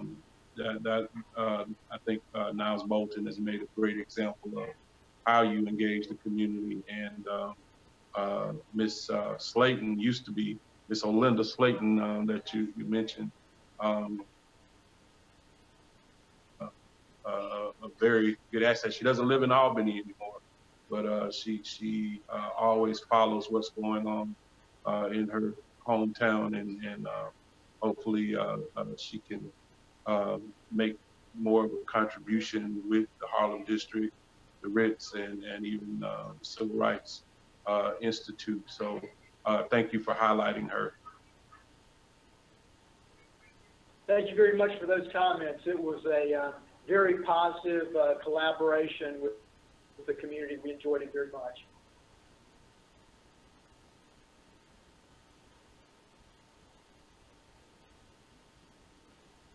Is that all, Commissioner Young? Yes, sir, that's it. Okay.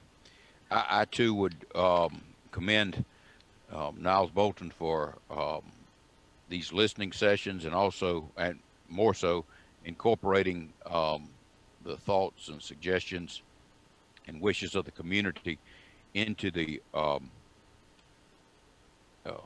transit center. I do, Mr. Hamilton, the spreadsheet is actually in my agenda. I can't read it. It's too small. Could I get another copy sent to me?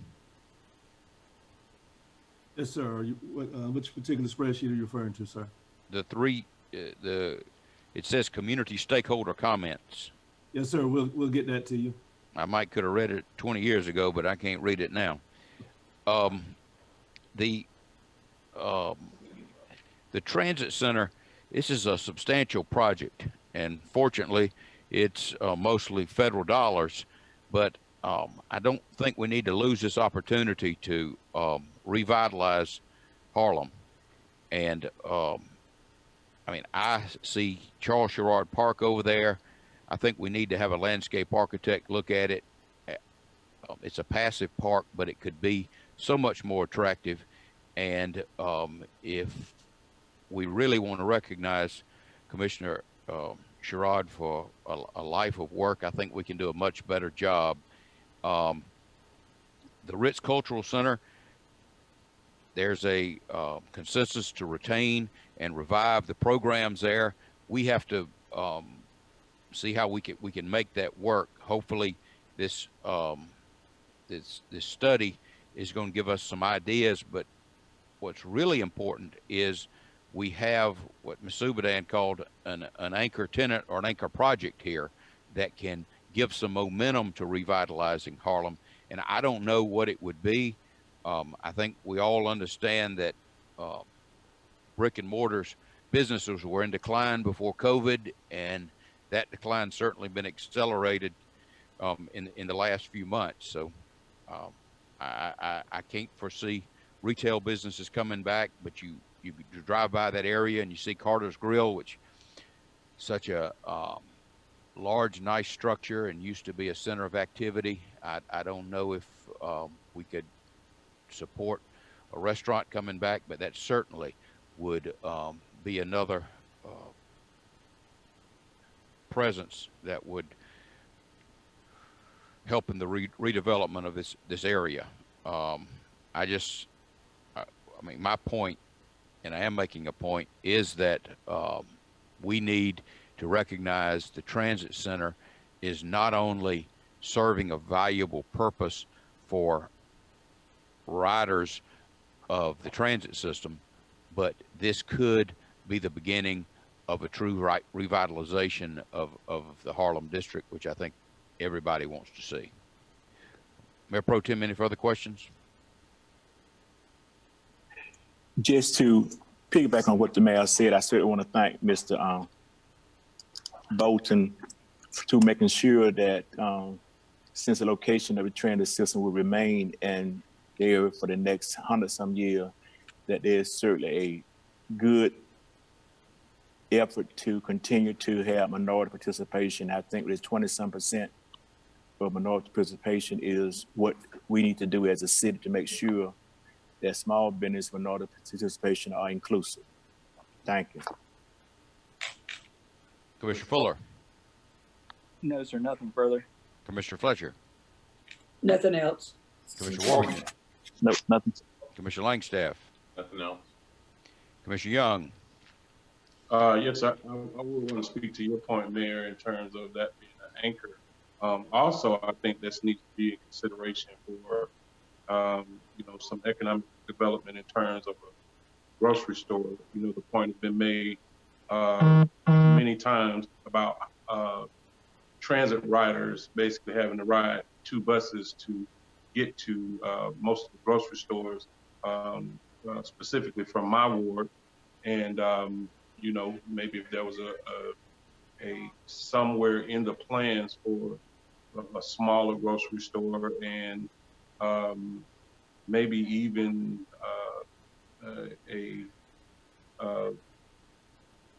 like I said, plans to locate a retail outlet within that block that would be a great service to those bus riders, a lot of whom are carrying, groceries, on an hour-long bus trip, with things falling all over the bus and trying to get to where they're going.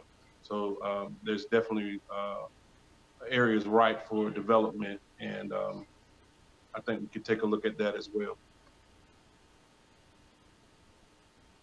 Thank you. Thank you, Commissioner Young. And appreciate it, Mr. Hamilton and Mr. Love. Y'all have a good day. Thank you, sir. The next item is an approval from Albany Holdings to extend the deferment of the payments on the Section 108 loan. Ms. Hawkins and Ms. Brown. Good morning. Community and Economic Development is present today to seek the approval of a request from Albany Holdings in reference to its Section 108 loan to the City of Albany.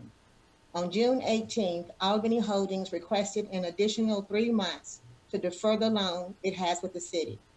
They provided financial information for the months of March 2020 through June 2020 to support their need for the additional 3-month deferment period.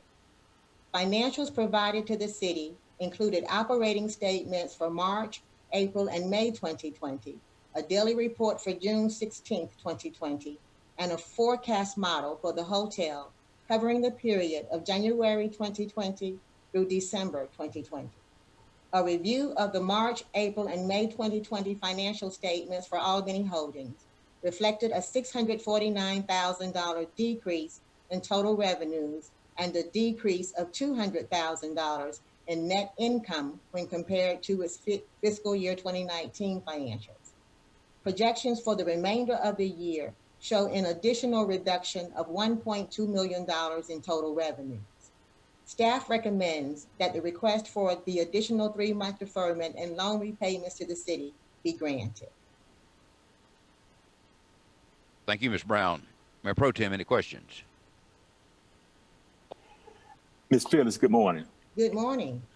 You mentioned that staff recommend approval for this loan based on what? Based on the financial information provided, right. That's correct. Yes, sir. Based on the financial information that shows a decrease in revenues and a decrease in net income. Okay, thank you. Commissioner Fuller? No question. I would just say after I reviewed the current financials and the projected financials, I could be in favor for granting additional 3 months. Thank you. Commissioner Fletcher? No, I'm okay with the 3 months, extra 3 months. Commissioner Warrington?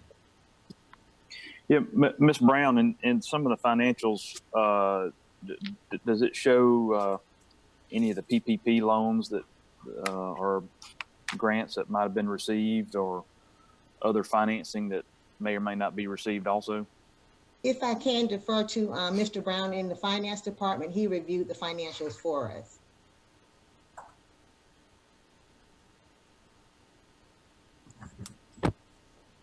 Morning, Commissioner. Morning.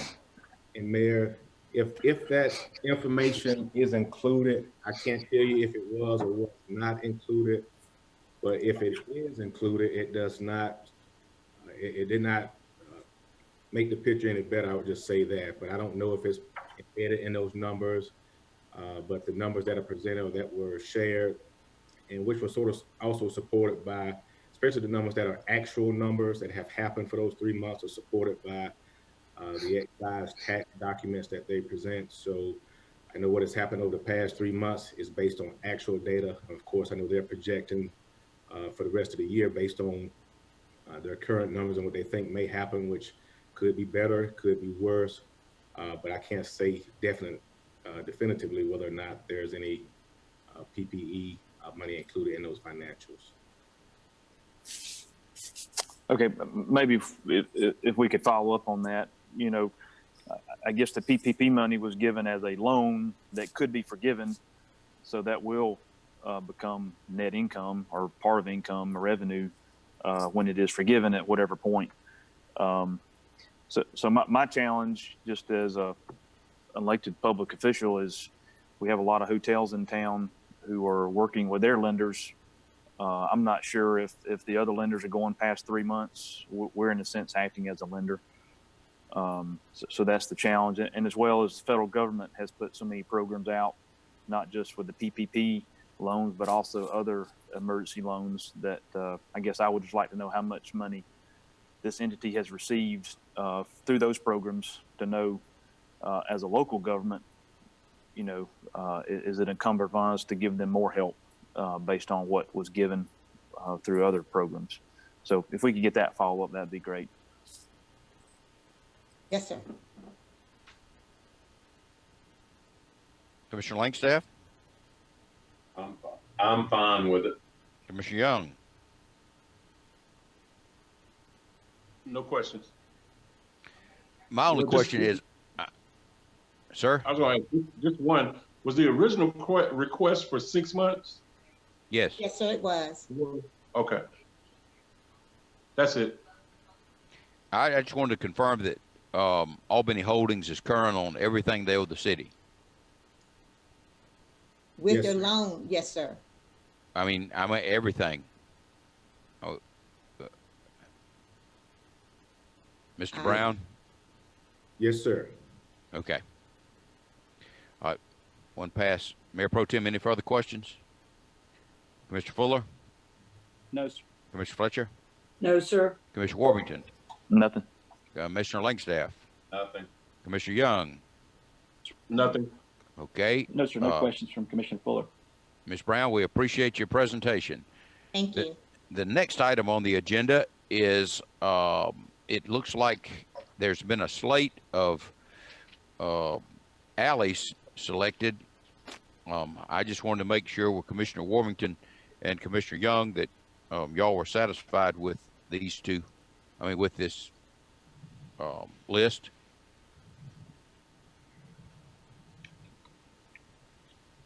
Well, we're kind of in the 11th hour, so probably this work was done before we took our seat, so it would probably be very disruptive if we decided to change it. So I would probably just not answer that question because I haven't really, I didn't feel like we had an opportunity to change the list. So I guess staff made the recommendation with the other commission. So we all get 2 or 3 alleys, it looks like. And so the ones that were chosen for my particular ward, I think it would be more disruptive for me to change that at this point. So I guess I'm good with the list. Well, my thinking is that is true, but my thinking is this pretty well exhausts all the SPLOST money for alley paving. Is that correct or incorrect, Mr. Maples? I can jump in. It exhausts the SPLOST 7, but there is funding in T-SPLOST. And if you remember, when we were trying to balance the budget, we had suggested moving alley paving to T-SPLOST, but determined that wasn't going to be supported. So we left this in SPLOST 7, and there's funding in T-SPLOST, so you will have the opportunity to select alleys from your various wards for future alley paving. Okay, my only thinking was that this SPLOST cycle ends what year? 2024? No, I believe it is 2022. 2022. Okay. Well, before we let the contract out, I just wanted to bring that to the attention of the board, and particularly Commissioner Warmington and Commissioner Young. Commissioner Warmington expressed his feelings about this. Commissioner Young, before we go with it. Yeah, again, this is another one of those things, to me, where I guess the selection process is kind of a mystery, because I guess I just feel like these alley pavings and things are always kind of just handed out like plums or something, and not necessarily done with any type of systematic decision making, and I would just like to, get more information on how these are selected, whether it just appears to be at random. That's it. Okay, we can get that information from Mr. Maples. We can get Mr. Rowe. We can get that information to Commissioner Young, particularly how these two alleys in Ward 6 were selected. Is that right? We can let that. Ma'am? Yes, we'll make sure that happens. Okay. I remember when I was on the commission before, I think the commissioner could designate which alleys were paved. But with that, the next item is a recommendation for approval of a contract with Jim Boyd Construction for paving of some 13 alleys. Ms. Fields or Mr. Maples, Mr. Rowe, who's speaking to this? I am, sir. Good morning. Good morning. This is a recommendation to approve a contract with Jim Boyd Construction for alley paving for approximately 2.5 miles of city unpaved alleys for an estimated total of $1,759,559.55. This bid was advertised in our normal avenues, and 4 bids were received, and our lowest responsive and responsible bidder is Jim Boyd of Albany, and we're recommending approval. Be careful when you open it, so the food ain't stood. Open it now while I'm sitting here, Mayor Pro Tem? No comments at this time. Commissioner Fuller? No, sir, no questions. Commissioner Fletcher?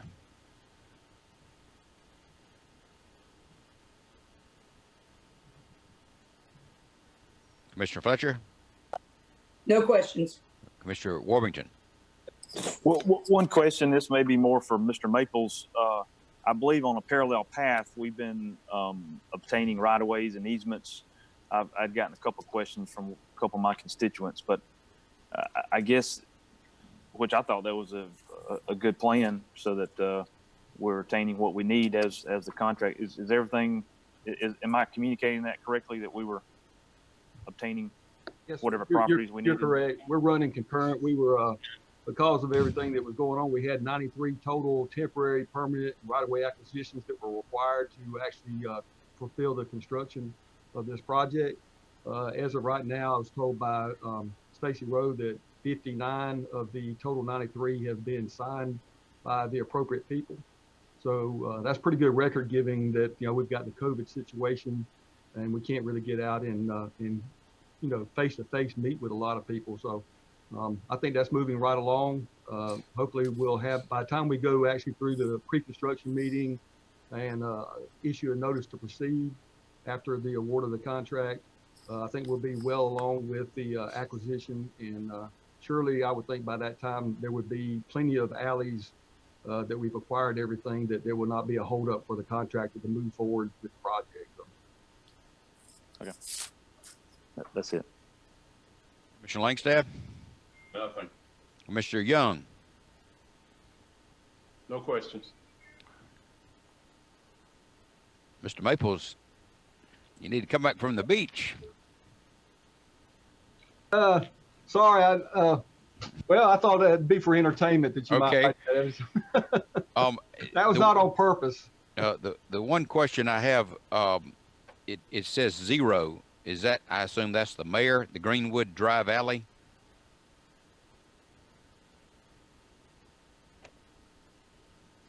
Yes, sir. Okay. It's over 2,000 feet. You talking about the changeover over on Greenwood, over near? Oh gosh, it's right down the street from you, over there near where the drainage is, over near where Carl with Pearlie's lives. Yes, sir. In that general area. That's the Greenwood alley that we're talking about. Okay. So why is it 2,100 feet? There was a request to extend a portion of it that was not in the original design. It takes it, and there's an erosion problem that takes place on one of the residential structures right there near Greenwood, and I think it's Valley is the name of the road. So we're going to extend that. We've got unit prices in this, and so we're currently working on a redesign to see what we can do to eliminate some of that erosion and drainage issue right in there. And we'll be bringing that back up at a later time. But it's it was not included in the original list of alleys as far as the limits were concerned. But it is an ongoing erosion problem that takes place in there from a very steep slope. We don't have many steep slopes in Albany, but that one has a very steep slope. And so we're looking at it to try and eradicate an erosion and a drainage problem right in that area. Mayor. Yes, ma'am. Well, let me ask this question first. Did Mayor Hubbard designate this, or did she just defer to staff, or did the mayor have nothing to do with this? I mean, why does it have 0 by it? I think this actually was an add-on at the end. Greenwood is actually included. It runs, I'm trying to remember, it runs from Forest Glen down toward Valley. Mm-hmm. But there's a side section of it that runs over back toward where Carl and that little low area back in there. And so this is, there was an additional section that we were asked to look at to try and eradicate that drainage issue in there. Okay. All right. Did the mayor have designate a alley or not? It's my understanding that the mayor, usually the way the process goes is the mayor gets to pick one alley, and then every commissioner gets to pick however many we have funding for. So that's why you've got one list, you've got 7, and the other list you've got 6. And so everybody gets to, what they basically do is the process is each commissioner and the mayor, they ride with the Public Works Department. The Public Works Department takes them based on the number of phone calls they get about maintenance issues and so forth. They take every commissioner, they ride, and they show them the ones that they have the biggest maintenance issue with. Then at that point, the commissioners get to pick whichever alleys they want to pick. And then they submit that to the city commission. The city commission approves the list. Once that list is approved, it's submitted to engineering, and engineering starts the design process. And so that's basically the way it's happened ever since the alley paving program has been implemented. So yeah, the mayor gets to pick one, and the commissioners get to pick, if you're going to have 3 rounds, 2 rounds, whatever, they get to pick one in their ward, depending on how many rounds, how many money is allocated in the funding source. Thank you, Mr. Maples. Mayor Pro Tem, any further questions? Ms. Fields or Mr. Maples? Mr. Maple, Yes, sir. Let me ask you a hypothetical question. Due to the fact when we are paving these alleys, I am of the opinion that, do you think in the next round of alleys that we can sort of include not what you call speed humps or speed table? And the reason why I say that, because by we paving the alleys, sometimes those alleys got a pothole.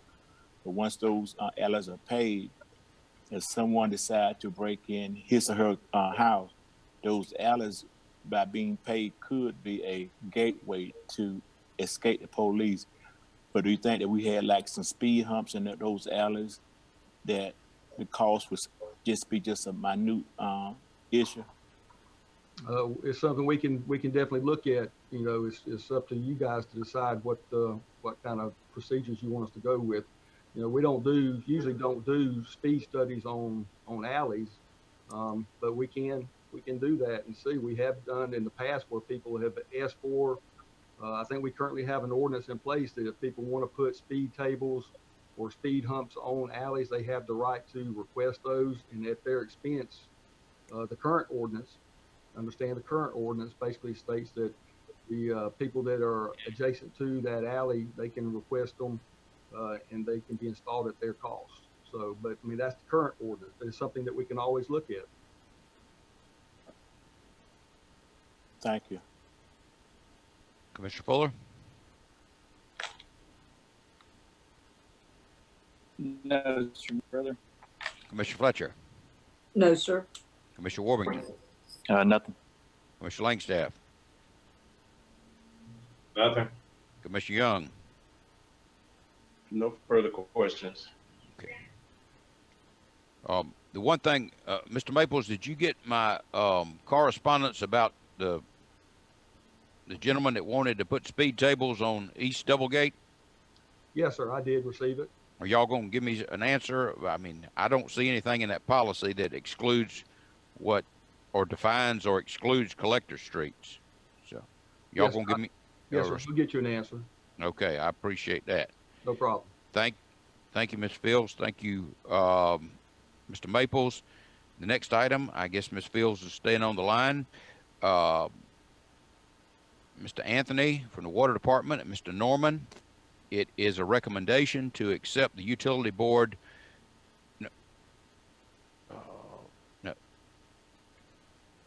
Utility board recommendation that you approve the contract with Donald Smith Company for rehabilitation of well 31. Ms. Fields. Good morning again. Good morning. This was a bid that Donald Smith Company was the low bidder for rehab of well number 31 for a lump sum of $247,720. It was advertised in all the usual avenues. Donald Smith Company has done work for the city before and successfully. The utility board approved it they approved it. And, and we're asking for approval from the city commission. Thank you. Mayor Pro Tem. No question. Commissioner Fuller. No, sir, no questions. Commissioner Fletcher. No questions. Commissioner Warburton. Yeah, a couple technical questions. Who is the Still Waters Engineering? Is that an outside engineering firm that spec this out for us? Yes. So are we doing more than rehabbing? Are we upgrading or repiping, or what do we need an engineering firm for? All of the rehabs and work that are done on the wells have to be reviewed by the local EPD office, and they require a engineered firm to look at it. This particular well will require mechanical and chemical cleaning of the screens. They will provide before and after video. They will install a new pump, which has to be raised to at least 12 inches to meet EPD specs. They will install a new 416 stainless steel shaft, a new sand separator, and we also have to separate the chlorine and fluoride into separate rooms. That's also a new requirement by EPD. So all that was reviewed by Stillwater. Okay, so there's a good bit more than just rebuilding the pump then. We're trying to get it up to specification of what I guess the new EPD standards are for. That is correct, yes, sir. Okay. My other question was the funding source. It says capital improvement. Is that the general fund capital improvement? Or is that? I think it's capital improvement, but it is budgeted within our operation and maintenance budget. Right, so it's coming out of the water department enterprise fund. That is Yes. correct. Okay, just that. Okay, all right. I was just making sure. All right, thanks. Commissioner Langstaff? Nothing. Commissioner Young? No questions. Mayor Pro Tem, any further questions, discussion? No further question. Commissioner Fuller? No, sir. Commissioner Fletcher? No, sir. Commissioner Warrington? Yeah, nothing. Commissioner Langstaff? Nothing. And Commissioner Young? No questions. Thank you, Ms. Fields. Ms. Norman?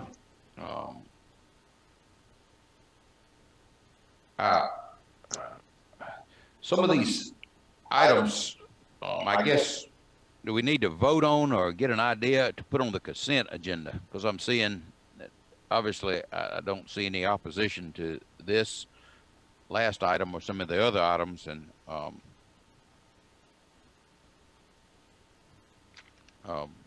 could we just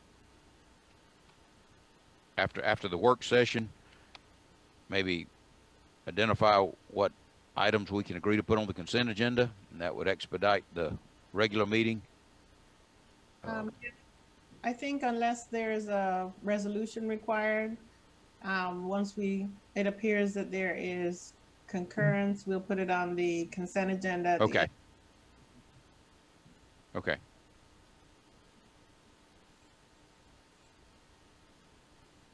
And of course, if anybody wants something to come off the consent agenda, it'll come off the consent agenda. Mm-hmm. The next item is a request to authorize staff to apply for grant funds to support possible development of grocery stores within underserved areas of the community. Ms. Hawkins? Okay, good morning.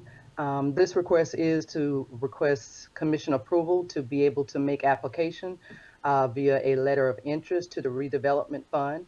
The redevelopment fund is a national fund manager and community development financial institution that is authorized by U.S. Treasury. They have initiatives that regard residential development, commercial development, healthcare initiatives, and educational financing. They have offices that are located in the Baltimore area, Philadelphia, as well as the Atlanta area. And so we'll be making application to seek assistance in finding a viable project for development of a grocery store in an underserved low and moderate income area. And so the intent is to, again, solicit projects that have fresh food initiatives, whether it's via development, expansion of the project. The intent is also to create jobs for low and moderate income individuals. And so for the fiscal year 2020, Reinvestment Fund has advertised a grant. They have made the grant for $3 million. However, awards will be anywhere from $20,000 to about $200,000. And again, they will be accepting letters of interest beginning, the deadline is July the 10th, which is tomorrow. In August, they will advise of those applicants who are able to submit application. And the intent is also for them to make award in about October of this year. And they're an agency that, again, has a number of initiatives. They have a history of just under 200 grocery store investments. They have a portfolio of about 2 million, I think it's 2.4 billion, I'm sorry, with, again, residential, commercial, education, and healthcare initiatives. So the request is for staff to be able to submit the letter of interest and, if invited, make application for the available grant funds. Thank you, Ms. Hawkins. Mayor Pro Tem, any questions? No question at this time. Mr. Fuller. I would just ask, I guess if the letter of intent is due on July 10th, do we need to approve that at this meeting?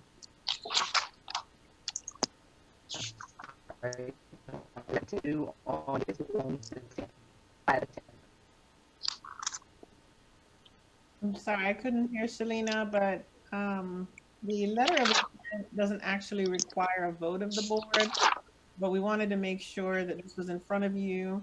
And you can take a vote at your regular meeting on applying for the grant, should we be invited to apply at the regular meeting at the end of the month.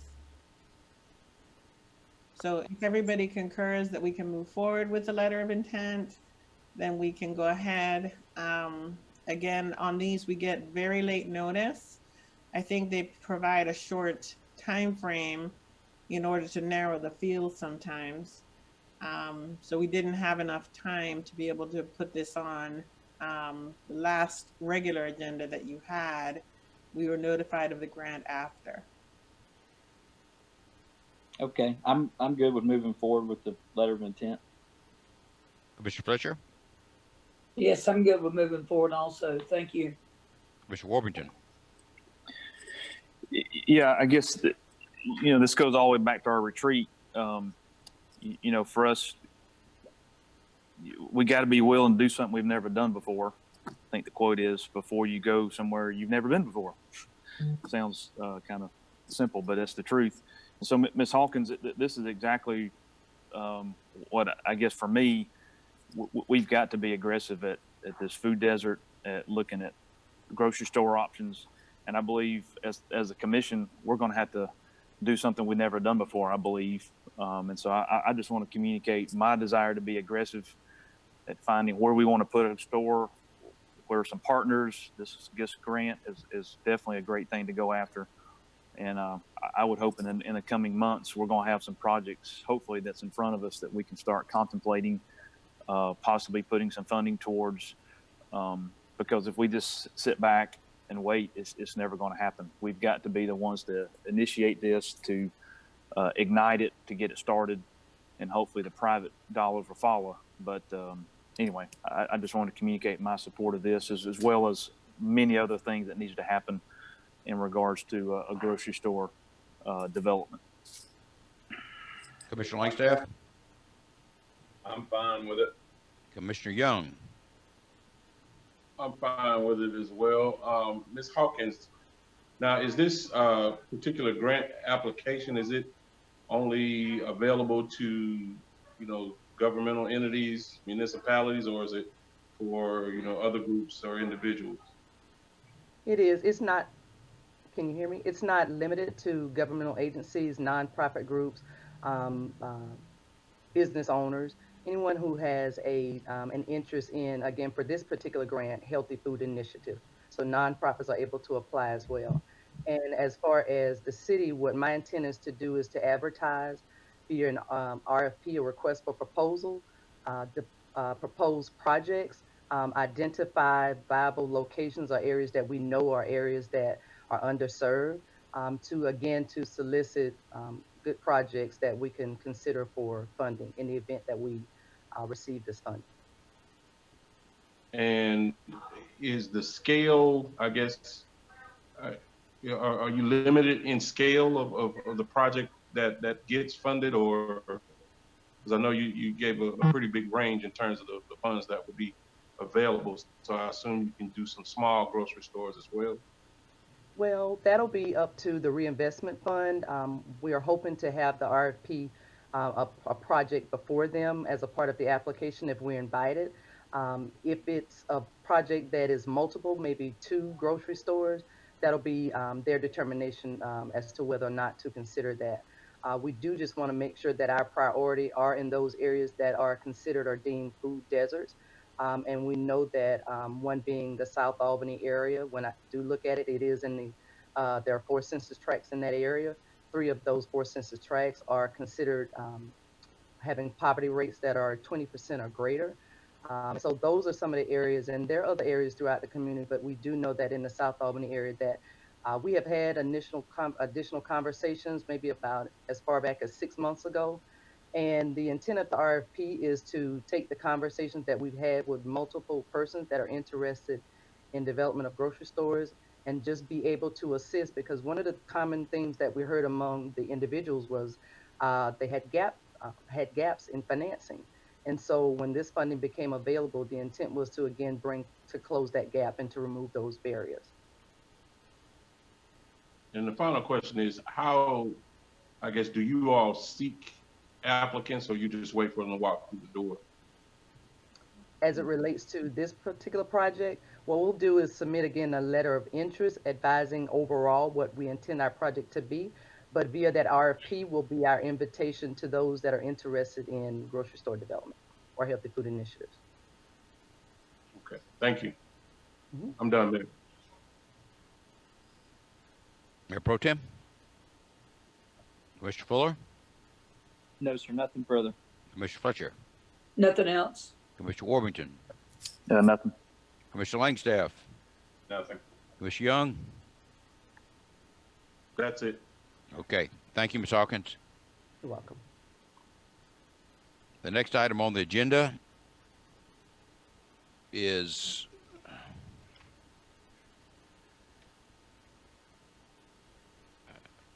I think a recommendation that we accept a COVID-19 related grant in the amount of $232,742, which would require an amendment to the budget. Is Chief Pursley going to speak on this item? Yes, sir. Okay. Chief? Mayor, Commissioners, good morning again. I'm requesting your approval in accepting the grant from the U.S. Department of Justice in the amount of $232,742,000 for the Coronavirus Emergency Supplemental Funding Program. Permissible uses of funds awarded under the CESF program must be utilized to prevent, prepare for, and respond to the coronavirus. On March 30th, 2020, the U.S. Department of Justice, Office of Justice Program, Bureau of Justice Assistance began seeking applications for the Coronavirus Emergency Supplemental Funding Program. On June 5th of 2020, notification was received of the grant being awarded to the department. Allowable projects and purchases include, but are not limited to, overtime, equipment, including law enforcement and medical personnel protective equipment, hiring, supplies such as gloves, mask, sanitizer, training, and travel expenses, particularly related to the distribution of resources to the most impacted areas. Upon receipt of your approval, this funding will aid the City of Albany in our response to a public health crisis. Subject to your questions. Mayor Pro Tem? Chief. Yes, sir. Chief, Yes, sir. this is a one-time grant, right? Yes, sir. Oh, that's it. Thank you. Commissioner Fuller? Chief, is this, does this also, can this be used for reimbursing expenses that have already, money that's already spent for some of these items? No, sir. This, from my understanding, this cannot supplant existing funding. As moving forward, it can help us be better prepared for responding to any type of pandemic that we may encounter. As you know, the virus, they're anticipating that the second wave is here. So this will help us better respond. Thank you. That's all. Mr. Fletcher? No questions, Chief. Thank you. You're welcome. Commissioner Warmington? Nothing. Commissioner Langstaff? Nothing. Commissioner Young? No questions. I guess when somebody's offering to give you $235,000, there really ain't much to talk. Mayor Pro Tem, any further questions? No further question, Mayor. Commissioner Fuller? No, sir. Commissioner Fletcher? No, sir. Commissioner Warmington? No. Commissioner Langstaff? No. Commissioner Young? No, sir. Thank you, Chief. You're welcome, sir. The last item on the agenda is request to approve a recommendation from the Utilities Board to enter into a supplemental contract with Municipal Gas Authority of Georgia. And Mr. Collier has this item. Good morning, Mayor, Commissioners. Can you all hear me? Yes, I can hear you. Okay. Yes, sir. All right. Statement of issue, approve a recommendation from the Albany Utilities Board for supplemental gas contract with Municipal Gas Authority for gas supply. It's titled Gas Portfolio 5. We're currently in Portfolio 4, which runs out at the end of this calendar year. I've sent an extensive amount of information with it. As you know, the Gas Authority has 80 members covering Georgia, Alabama, Pennsylvania, Tennessee, and Florida. They're the largest nonprofit joint action agency in the United States. They are requesting this extension of the existing contract. It's important to note that this does extend the original contract for 10 years. However, through the contract, and I verified this looking at the original contract signed, we've been in it since 2014. It was actually signed the latter part of December 2013, but we really have dates on it from the mayor and the city manager at that time of 2014. But the important part here is even though it's extending, and it's a long-term contract and it's extending it by 10 years, there is a clause in the original contract that gives you an out every 5 years. The utility board listened to this, looked at the information, and their recommended action is adopt the Albany Utilities Board recommendation for contract authorization to enter into Portfolio 5. I also have the CEO of MYAG on with us this morning. Arthur Coburn is here to answer your questions. Thank you, Mr. Collier. Mayor Pro Tem, any questions? Mr. Collier, good morning. Good morning, sir. Can you have the gentleman to give us a other sneak preview of it? Yes, sir. If you would, I would allow Mr. Corbin to come on and explain the details and why they need to do it for bonding purposes, the whole works, if that's allowable. Mr. Mayor, would that be? Oh, certainly. Okay. Yes, good. My mic's on. I can't get my video to come on. I think the person on your end has to allow that to happen. But nonetheless, I'll just do it through the audio. Hopefully you all can hear me just fine. Just as Mr. Collier mentioned, you have been in the Gas Authority for the last 6 years. Thank you very much for that.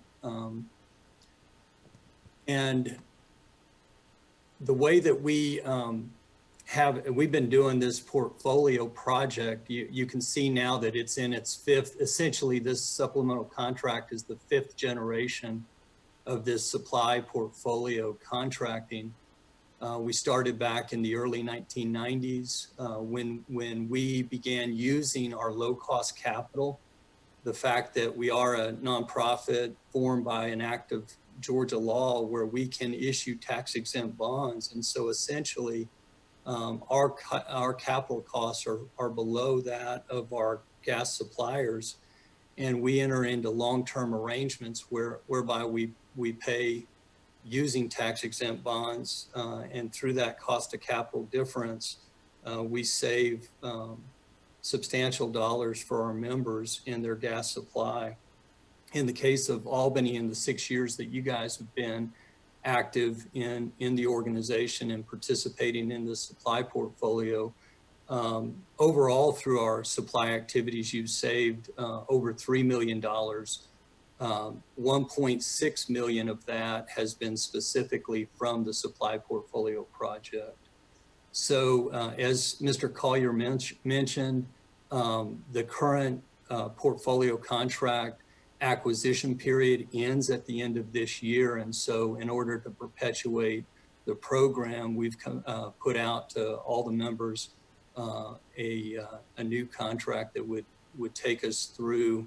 It would provide for a 10-year acquisition period that would go through 2030, and it does provide for up to 30 years type transactions, which is what we've been doing.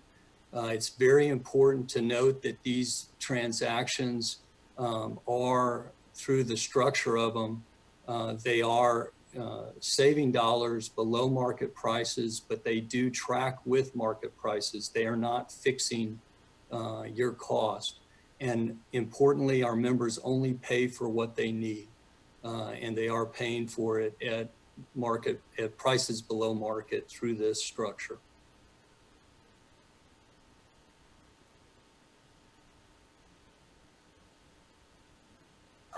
Mr. Collier. Yes, sir. Can you give us a list before we vote on this? The current 80 members that are member of MGAG? Yes, sir. Absolutely. Okay. Thank you. It's actually in the back. Has all the members, but on page 104 and 105, it has the percentage of.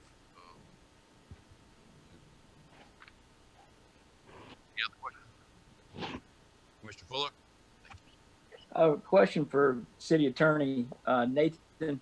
If you had a chance to review this contract in detail, and if so, what do you see the major other than the extension of the time period from the previous contract? No major issues other than the obligation is a long-term obligation, but I understand from Mr. Corbin that that's really the benefit to this is they get their capital at a really good rate, below market rate, and therefore they are able to enter into long-term agreements with the suppliers they buy from. So that's appears to be a good business model. Of course, at page 98 of your agenda item, you do see in there that you're pledging to make the payments, and even to the point of section 406 regarding a levy if necessary of ad valorem taxes. But overall looks good. It's standard in the industry, again, emphasizing the benefit of long-term relationships at below market. It really looks good from that standpoint. And again, just the what's it, page 98 of your agenda item concerning pledging and levying a tax. Thanks. Great question. Thank you. Thank you. That's all. Pleasure. Nathan. Yes, ma'am. I think I've been, I feel like I've listened to you long enough over the years. When you say something, you might show a little bit of concern in your voice. Is there any concerns of that section 406? No, I think, like you say, it's pay for what you actually take from them is a good point. And the only concern is just, I didn't want one of y'all calling me later and saying, oh gosh, I didn't know we'd actually have to have a levy if we didn't, raise enough cash flow to pay for it. But again, the long-term nature of this is what's attractive if you read about this industry. Again, they get their capital. In other words, the bond rates are so low and people are willing to buy their bonds because they're long-term bonds with good customers like you and the other members of NGAG. So my concern was just an academic point. I think overall that this is a really good deal. Thank you. Okay. Thank you, sir. No more questions. Mr. Warrington. Yeah, just quick, Mr. Corbin, and it's probably in this contract somewhere, but does this contract require us to use y'all exclusively for gas? Yes, when the city joined the Gas Authority in 2014, it's what's characterized in our industry as a full requirements contract. So yes, all the gas that whatever your gas requirements are, we're here to provide all of them to you. Okay. And you feel like you got sufficient capacity, even if we were to have a large project or large economic development project, you're not constrained?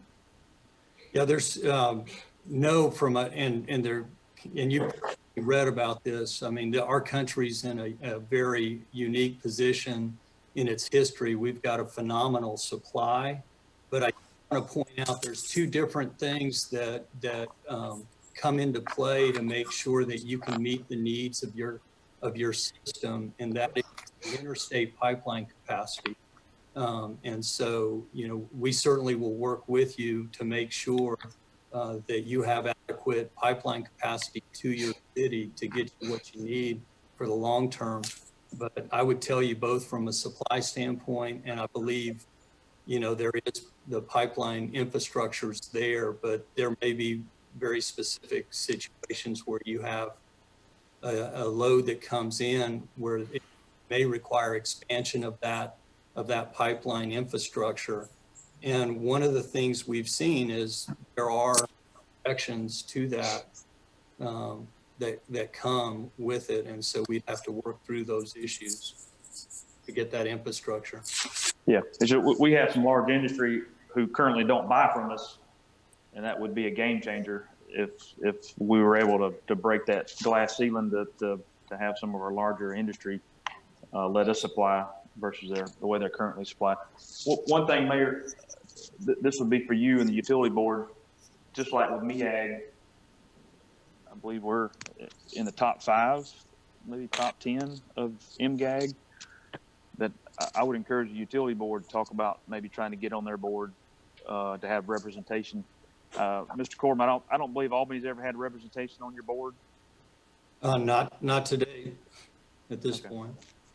I would think that would be something that'd be prudent to maybe either talk at the commission level or utility board, that maybe we need to get more involved at a higher level of decision making on your board.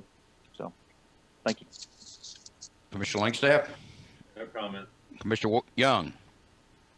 I just want to ask, with this particular contract, would we be in danger of encountering what we did on the electric side, where we entered into a long-term contract based on, you know, the current market levels where it looked pretty good, and then all of a sudden,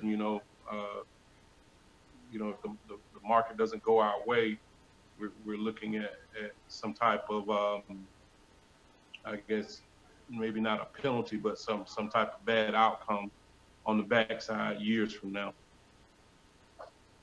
Yeah, that's a very important point. The Gas Authority is very different than MEAG Power in that it does not have that kind of commitment by its underlying members. Essentially, you really are obligated to pay for only what you need.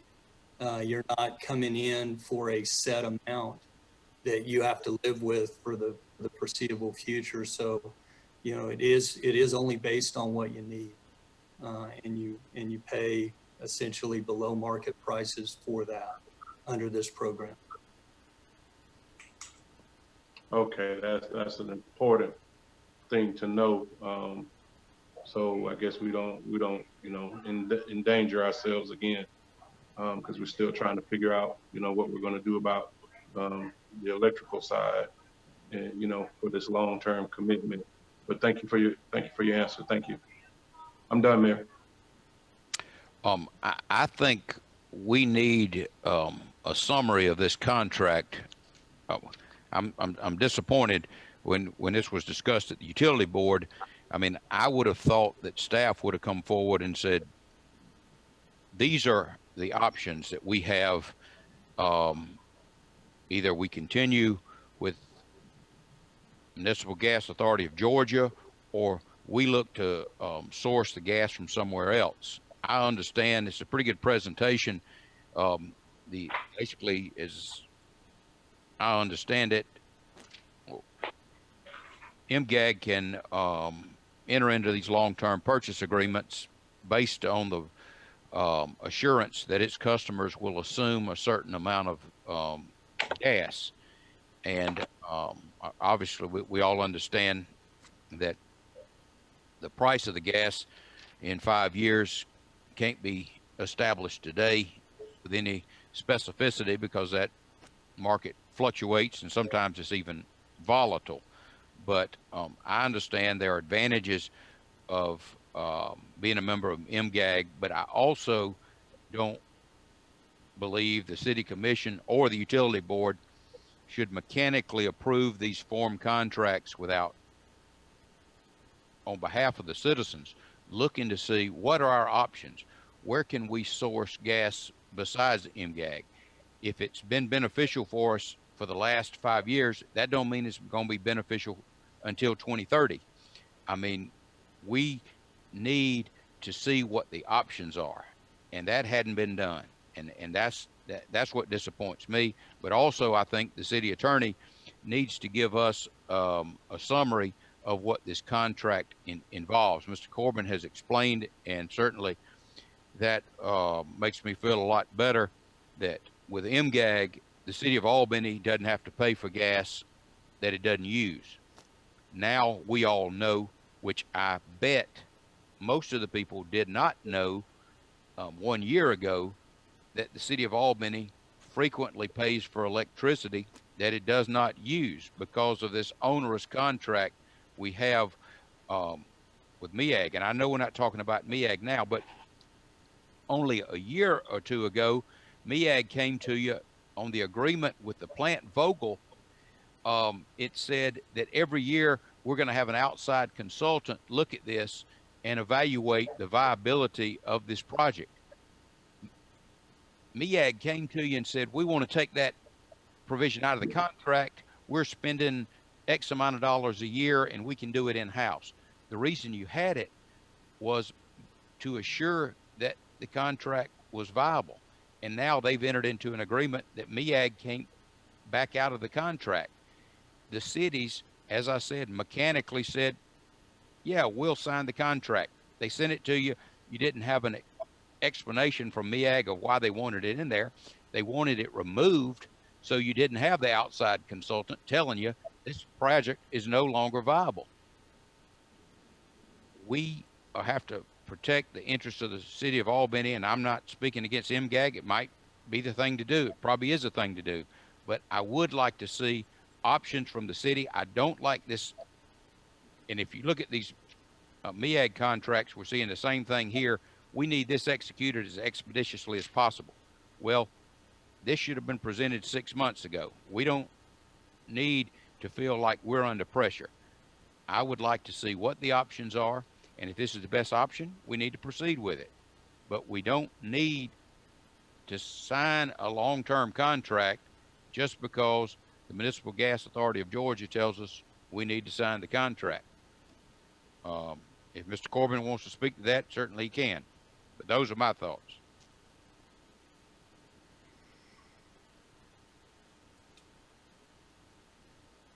Just one comment. Yes, sir.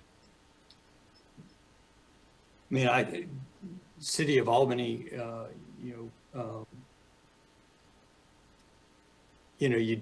certainly have other options you can look at, and they're also, we can certainly help in any way to do that. But I think one of the things that we've found over the years, and what was found when we were first formed back in the late 1980s, is that through cities working together and essentially taking charge of their future when it comes to their gas system by working together as a joint action agency, that is really, it's not an independent organization from the standpoint it's there to serve its members.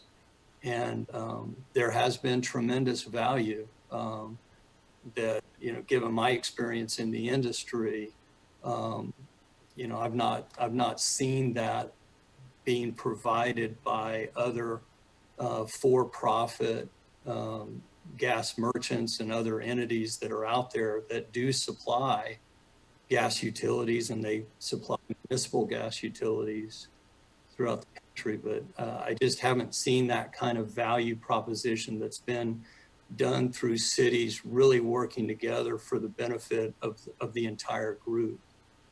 That's what we're designed to do, and we're certainly here to serve you along with the other 79 members.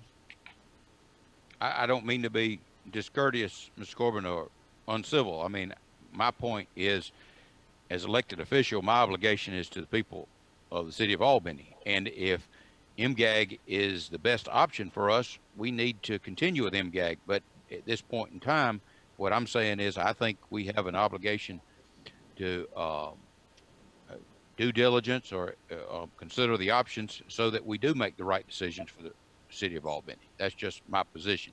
Mayor Pro Tem, any further discussion? No further discussion. Commissioner Fuller?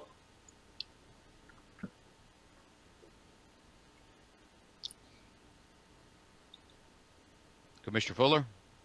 No, sir. Can you hear me? Yes, sir. Okay, Commissioner Fletcher? No questions. Commissioner Warrington? I guess, Mayor, I would have to agree with you in what you're saying. As you were talking, it brought back memories when I was on the utility board 7, 8 years ago. I was on the utility board when we changed and we adopted MGAG as our provider. And so sometimes to appreciate a partner and to appreciate a good relationship, sometimes it's good to see what else is out there. And some of the staff may have the institutional knowledge of what was happening back then. But what I remember is we were buying gas on the market, and sometimes you would make really good and sometimes you would not do very well. And it was a constant shuffling, trying to source gas all the time. And so I think that's a good point, Mayor, is if staff could come back with maybe explain to us what we were doing 8 years ago or 7 years ago in terms of where we were getting our gas and what MGAG brings to the table. And then other options. I think that's a prudent thing for us to contemplate and think about. So I appreciate you bringing that up, Mayor. Commissioner Langstaff? No comment. Commissioner Young?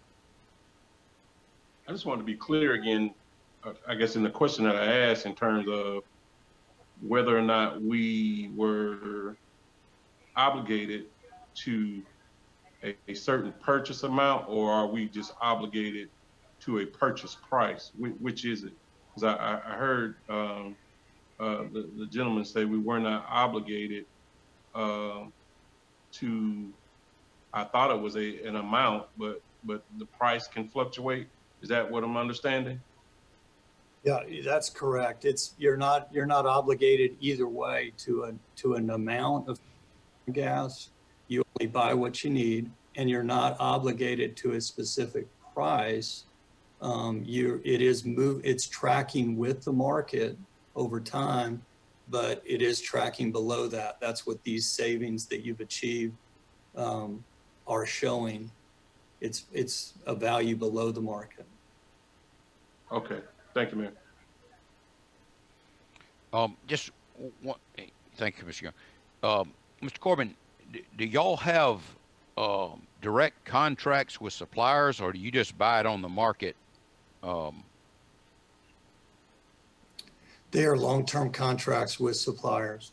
We use and part of the reason for using the terminology portfolio is it's a diverse portfolio with a number of different long-term suppliers, so that we achieve not just economical below market, but we want that reliability as well through that diversity. Are those contracts available to the members? For view, yes. Okay. Anything else, Mr. Corbin? No, sir, unless you all have other questions. We appreciate you being with us. Mr. Collier, anything else? No, sir, Mayor. Okay. We'll certainly work with Nathan. I'll talk with the city manager and come up with what you asked for. The only thing I will share is I got over in 2014, and Water, Gas, and Light was dealing, as Mr. Warburton has said, with one of the big competitors, one of the national suppliers. We changed a number of things, and we've had to actually go up against them. So we'll take a look at what's going on in the world of gas right now, but it's kind of hard to go in and try to sell to a customer if you're with one of the national suppliers, because right now that's what's taken Georgia Pacific from us when they came. P&G is probably the largest here. We had to go and change Coates and Clark from a transport to supplying their gas, and MGAG was right here with us to help us stay competitive and do that. If you actually contracted up with a national supplier and they are serving those in other places, it's highly doubtful you're ever going to get them to supply their gas locally. but we will certainly go and do. It doesn't hurt to look at the market. I just wanted to share that with you because I learned a lot when I had to go through that. Well, I mean, that's something we could see in the report, Mr. Collier. I mean, I just, like I say, I'm disappointed. Let's sign this long-term contract, and there's no options presented. And if MGAG's the best way to go, that's the way we ought to go. But we certainly ought to know what the other alternatives are before we make a long-term decision that's going to impact our citizens. And certainly, sir, we get that ready for you. We've got some. Appreciate it. The next item is the city manager's update. I'll go ahead and send something out by email. Okay. Next item is other business. Mayor Pro Tem. Mr. Mayor, I will hope that you would indulge me for less than a minute. Due to the fact that we have a epidemic of the coronavirus in Southwest Georgia, and Albany and Dougherty County have been a hotspot, I will hope that this commissioner will see fit that we reserve with the next 3.5 years that if it's God's will, we are still alive, that we invite an individual from the medical profession, as they say, don't trust a politician. And what I'm saying is that we certainly got to find an avenue to educate this community, especially in community where there's a lot of people of color. So I will hope that we can have a speaker from Phoebe or from the Wellness Center or some private doctor come in and educate us and talk about us, that our healthy lifestyle, our unhealthy lifestyle is the reason why a lot of us, those that have died and those that probably still in Phoebe on the coronavirus, is that we have to talk about underlying health issues. For a good example, in Dougherty County, we have a high percentage of diabetes, hypertension, cancer, CPOD, and a lot of obesity. So I would hope that, Mayor and the city manager, that we can have a speaker come in once a month and to tell us the importance of eating habits, exercise, and obesity. Because if we don't, if this pandemic will end sometime next year, there's a medical experts that we could have an endemic that will be something that would affect certain areas of the population. So if you would allow me, and this is the beginning of our fiscal year, to contact Phoebe to have someone to come in and talk about diabetes and other things. And I think this needs to be a part of our future agenda for the rest of our life. All right, Mayor Pro Tem, I would certainly have no objection to that, but I would ask the other commissioners whether how they feel about it. We talking about once a month? Either on a quarterly basis. I think that would be fine, but if we could get the other commissioners to express their opinions. It's my understanding Mayor Pro Tem is asking to have someone from Phoebe or the medical community speak at least once a quarter and provide, I guess, health and demographic information, and also to make recommendations as to changing diet, increasing exercise, and what our citizens can do to have better health outcomes and take some ownership of their own health. I mean, I think that would be beneficial. Anything else, Mayor Pro Tem? Another question is that since Governor Brian Kemp has signed the hate crime bill, I was wondering, can the chief get us a copy of it, and so we can have a better understanding of what it says, that what is in the hate crime bill. And also, Chief, is it true that we can get something that talks about the chokehold when individuals are being apprehended or arrested? Of the hate crime legislature, yes, sir, I get a copy. As far as the chokehold, you should have all received my response to the 8 can't wait, that neck restraints are not taught or prohibited within the Albany Police Department. Thank you. Commissioner Fuller. No, sir, nothing at this time. Commissioner Fletcher. No, I think what you said is absolutely the part about ownership, Mayor and Commissioners. You know, we have to take our own ownership on what's going on. We all have choices to make, and we've got to realize that those choices make us. And I would welcome someone to point out the direction of what we're doing right and what we're doing wrong, because this is far from being behind us. Thank you. Thank you. Commissioner Warmington. Yeah, two things. One's just a general update. You know, I was kind of leading the effort of trying to organize with the city manager's performance appraisal coming out of our contract last month. So just to let everybody know, so we did get a proposal from Carl Vinson Institute to lead us through that. We also had reached out to GMA to get a second proposal. I guess this is due to the last week's GMA conference. We didn't really get a formal proposal from them, so don't really have anything to share at this moment. Hopefully by next work session, we would have a couple of proposals to look at, so we can get that started. That was something that was communicated as we went through the contract last work session. So as soon as we get something, either me or Sonia will forward that to everybody from the different entities to lead us through that. The second item, and I guess everybody got the email about the Pace building. I wanted to request next work session that we have an agenda item just for us as a commission to talk through the Pace building. I know this was an item that was a carryover from previous commission, you know, the purchase of the building. I guess there was a budget set, but you know, I do appreciate citizens, just like Mr. Finkelstein presented to us. He put a lot of work into his report, whether we agree with it or not. So this individual that provided this report put a lot of energy and time, and we need to take it and really, but the thing that's different about this report is there are a couple of factual items that I believe the staff we need to respond to.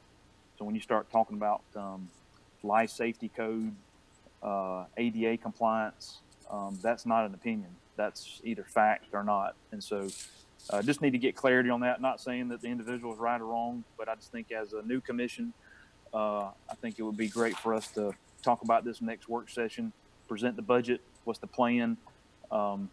I'm hearing from multiple people, honestly, you know, I'm a contractor, so I interact with a lot of people who are either bid on the work or work on this. So there is some confusion and things out in the community about it.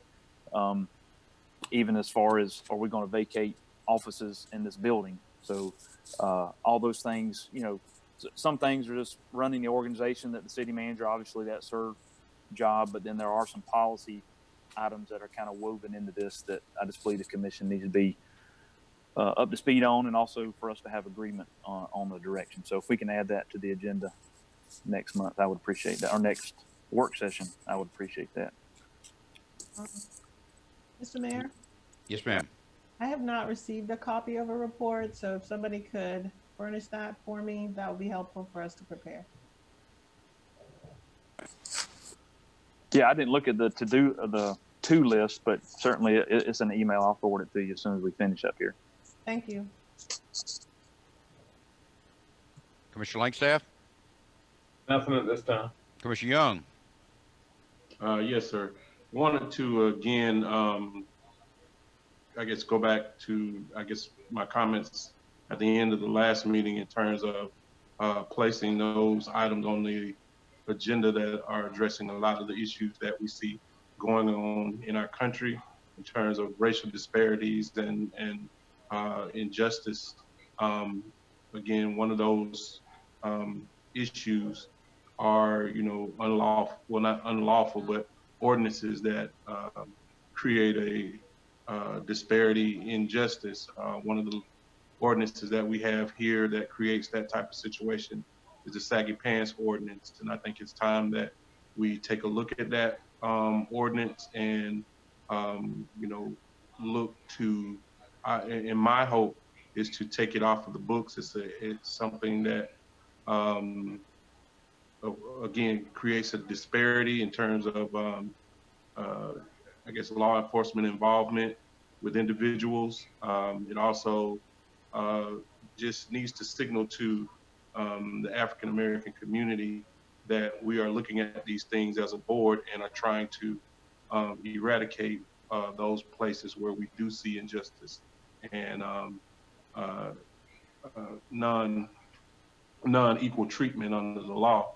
So I do want to bring that up for a vote at the next meeting and place that on the agenda. Also, we do want to, again, look at us consideration of Juneteenth as a local holiday. On this last Juneteenth, we were able to celebrate in a big way, and there were actually 3 large events that went on. Of course, we know about the march and the rally that was held. There was also a health fair that was done by local ministers in partnership with Phoebe. And those are 2 things that are very, I want to say, very important right now for the African American community in terms of our health disparities, and then also those justice disparities, which the march, at that march, we spoke to those justice disparities as well. And I think it's just a good day to acknowledge, again, the contributions of African Americans in a city that has the demographic level that Albany has. Again, we don't have any acknowledgement of the slaves who were here at the founding of this little town next to the river. And I think it's past time that we have some acknowledgement of that. And I think we can use Juneteenth as a day to do that. And moving toward some issues in terms of, talking about economic inequities. I, again, would like to take a look at possibly reestablishing the minority and disadvantaged business office that we had at one point in time. I know there were different reasons and different studies that were done that said we didn't need that, but I think we can look at it right now. And in my opinion, I think we do need that office to play a role in the type of opportunities that we afford minority business people in this community. And, again, in a town that's 70% Black and having the population we have with the type of disparities we have in all those areas, from health outcomes to economics to, injustice within the criminal justice system. We need to take a strong look at that as a board and move on some of these things so that we can make progress. And I'm trying to ask, in a way now that hopefully that's palatable to the commission, so we can take on these issues, so we don't have, the I guess more tenuous and contentious situations that we see in other parts of the country. And that's just prudent. I think that's just the way we need to operate to make sure we can have these conversations and dialogue and bring change to our city. Thank you, Mayor. Thank you, Commissioner Young. The items I had on the agenda, Ms. Subadan got me the SPLOST information for Chee-Haw. I appreciate that. But I also would like, for some period of time, the city had a contract and was paying Mr. Fowler, Jim Fowler, money, I think, to help develop Chee-Haw as a destination. Could I get that information from the finance department? This is money that was paid directly from the city. Could we get that from the finance department, Ms. Subadan?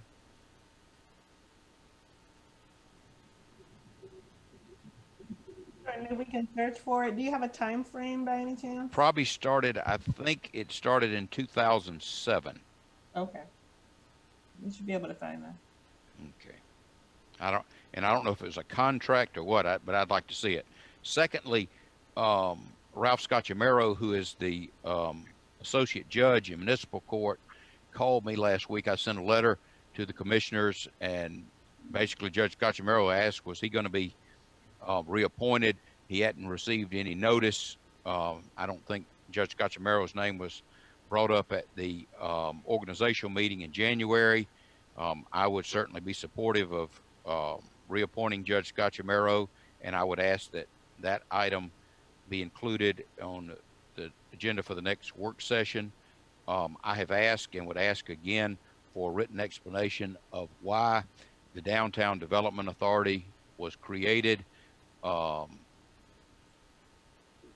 It seems to me that Attica serves the very same purposes that you have for the DDA.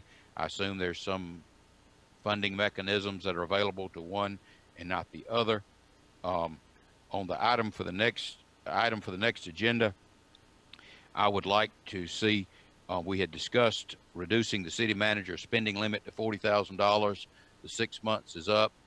I would like that to be on the agenda. I know that regardless, I support reducing it to the $40,000, but if staff wants to put some reasons or justifications for keeping it at 100,000 or making it some other figure, they certainly do that, but we need to go ahead and vote on that. And then lastly, as I understand, Commissioner Warmington, you had asked that the Pace building be placed on the agenda. Is that correct? I'm asking that the Pace agenda be placed on the Pace building be placed on the agenda, but also I would invite Mr. Maskey to come speak, because he's making some representations in this letter, basically saying that the drawings are incomplete. The floor plan doesn't even meet building code. The building isn't ADA accessible. That's a violation of the law. But he also expresses concerns that some of these offices don't have outside windows, that over a long period of time, this is not an acceptable work environment for our employees. I think Mr. Maskey ought to have the opportunity to address whatever response the city has. I also have problems with the city acting as its own contractor here. I don't know if we got a contractor's license. I don't know if we got anybody that's qualified to do it, but I still don't think we ought to be competing against citizens. I see in Mr. Maskey's letter that the city didn't even put out an RFP for architects. You went and hired somebody in Macon. This isn't fair. It isn't good business. But getting back to, this about this building not being ADA compliant, putting people in business in offices that don't have any windows. I mean, this commission, as I've said before, you can delegate authority, but you can't delegate responsibility. And if we have spend $1 million renovating a building that doesn't even comply with the Americans with Disabilities Act, then this commission is responsible for that. And if this commission chooses not to have any involvement or oversight in this project, which I think was ill-conceived in the first place, but it's my opinion this commission needs to take control over this project, and I actually concur with the recommendations of Mr. Maskey here, that the city basically suspend work on the project and rebid it out. But that'd be for the vote of the commission. I'm just asking that it be on the agenda for the next item. I mean, the next work session. Any other business? I haven't spoken. I'll let everybody else have a turn. Mayor Pro Tem, Commissioner Fuller. No, nothing further. Commissioner Fletcher. None. Commissioner Warmington. Nothing. Commissioner Langstaff. Nothing. Commissioner Young. Yes, so there was one item that I missed, and this is going back to our policy on masking. Now, I didn't speak on it last time because I thought we had kind of concluded that we were prohibited from making any other ordinances that superseded the governor's mandate in terms of masking, but we've seen other cities like Savannah do mandatory masking, and there are people in the community who are asking, you know, why aren't we making it mandatory, masking mandatory? Everybody's seeing the spike and uptick in cases. Here just yesterday in Albany, we've reached a high that we hadn't seen at Phoebe since May in terms of patients in with coronavirus. So I really just need to understand that, you know, either we can do something or we can't do something, because, you know, people are asking why, you know, of course, the city is usually the biggest target. Why aren't you all, you know, making this mandatory and doing something about the uptick in the spread of COVID? So I don't know if, you know, I thought that the city attorney had kind of clarified that we couldn't, but I'm hearing different. Is that all? I just want to get some clarification. Yes, sir. Is that all? I think it would be fair, Mr. Davis, I'm giving you more work to do today, that the commission get a memo. The way I interpreted, and matter of fact, the attorney from GMA was on a conference call. He basically said that no city could take any action and that is more stringent than the executive order. I think the city of Savannah has obviously taken a different position. We see North Carolina and Texas requiring, I think it's now 9 states that require it. But if Mr. Davis, could we get a memo to address Commissioner Young's questions? Yes, I sure will. I believe it is a matter solely within the governor's purview, but I'll put something in writing. Thank you. Thank you, Commissioner Young. Just if you don't mind, I didn't even know it existed, this Georgia Emergency Management Act. Just give us a summary of what that is, Mr. David, you know, so that I really think this is the first time in my memory that there's ever been just a statewide emergency. Usually it's located to a area where it's hit by natural disaster. But one other question I had, talking about getting calls, people from all over the community, particularly older people, are calling about fireworks, and I need to look at it. I think under state law, people can shoot off fireworks to a certain time. Is that correct? Yes, sir. There's a fairly new statute on that. I can send copies to everybody. Okay, and that would be beneficial. Some people are very upset by it, and I understand it'd be very difficult to police when you get a call in a neighborhood. But we need to know what the law is when citizens contact us. And I mean, I've had several people think the city can prescribe fireworks, and I don't think that's the case. But with that, this meeting will be adjourned. Thank you. Mayor.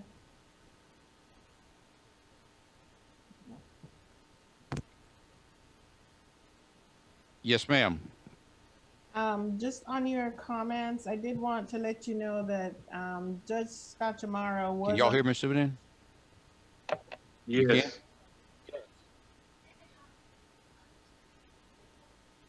Yes, we can hear. Mayor may have unplugged already. I hear you. Can you hear?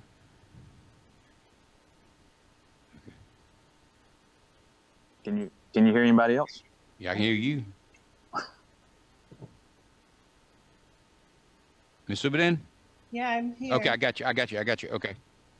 I just wanted to let you know that Judge Scott Chamorro was on the list of individuals reappointed by the board on January 13th. Okay, so I was wrong about that. Could we send Judge Scotchamero a letter notifying him of that? The city clerk assured me that she sent the letter on the following day. I can ask her to send another copy. That would be good. I appreciate that. That's all I have. Okay. With that, we're now adjourned.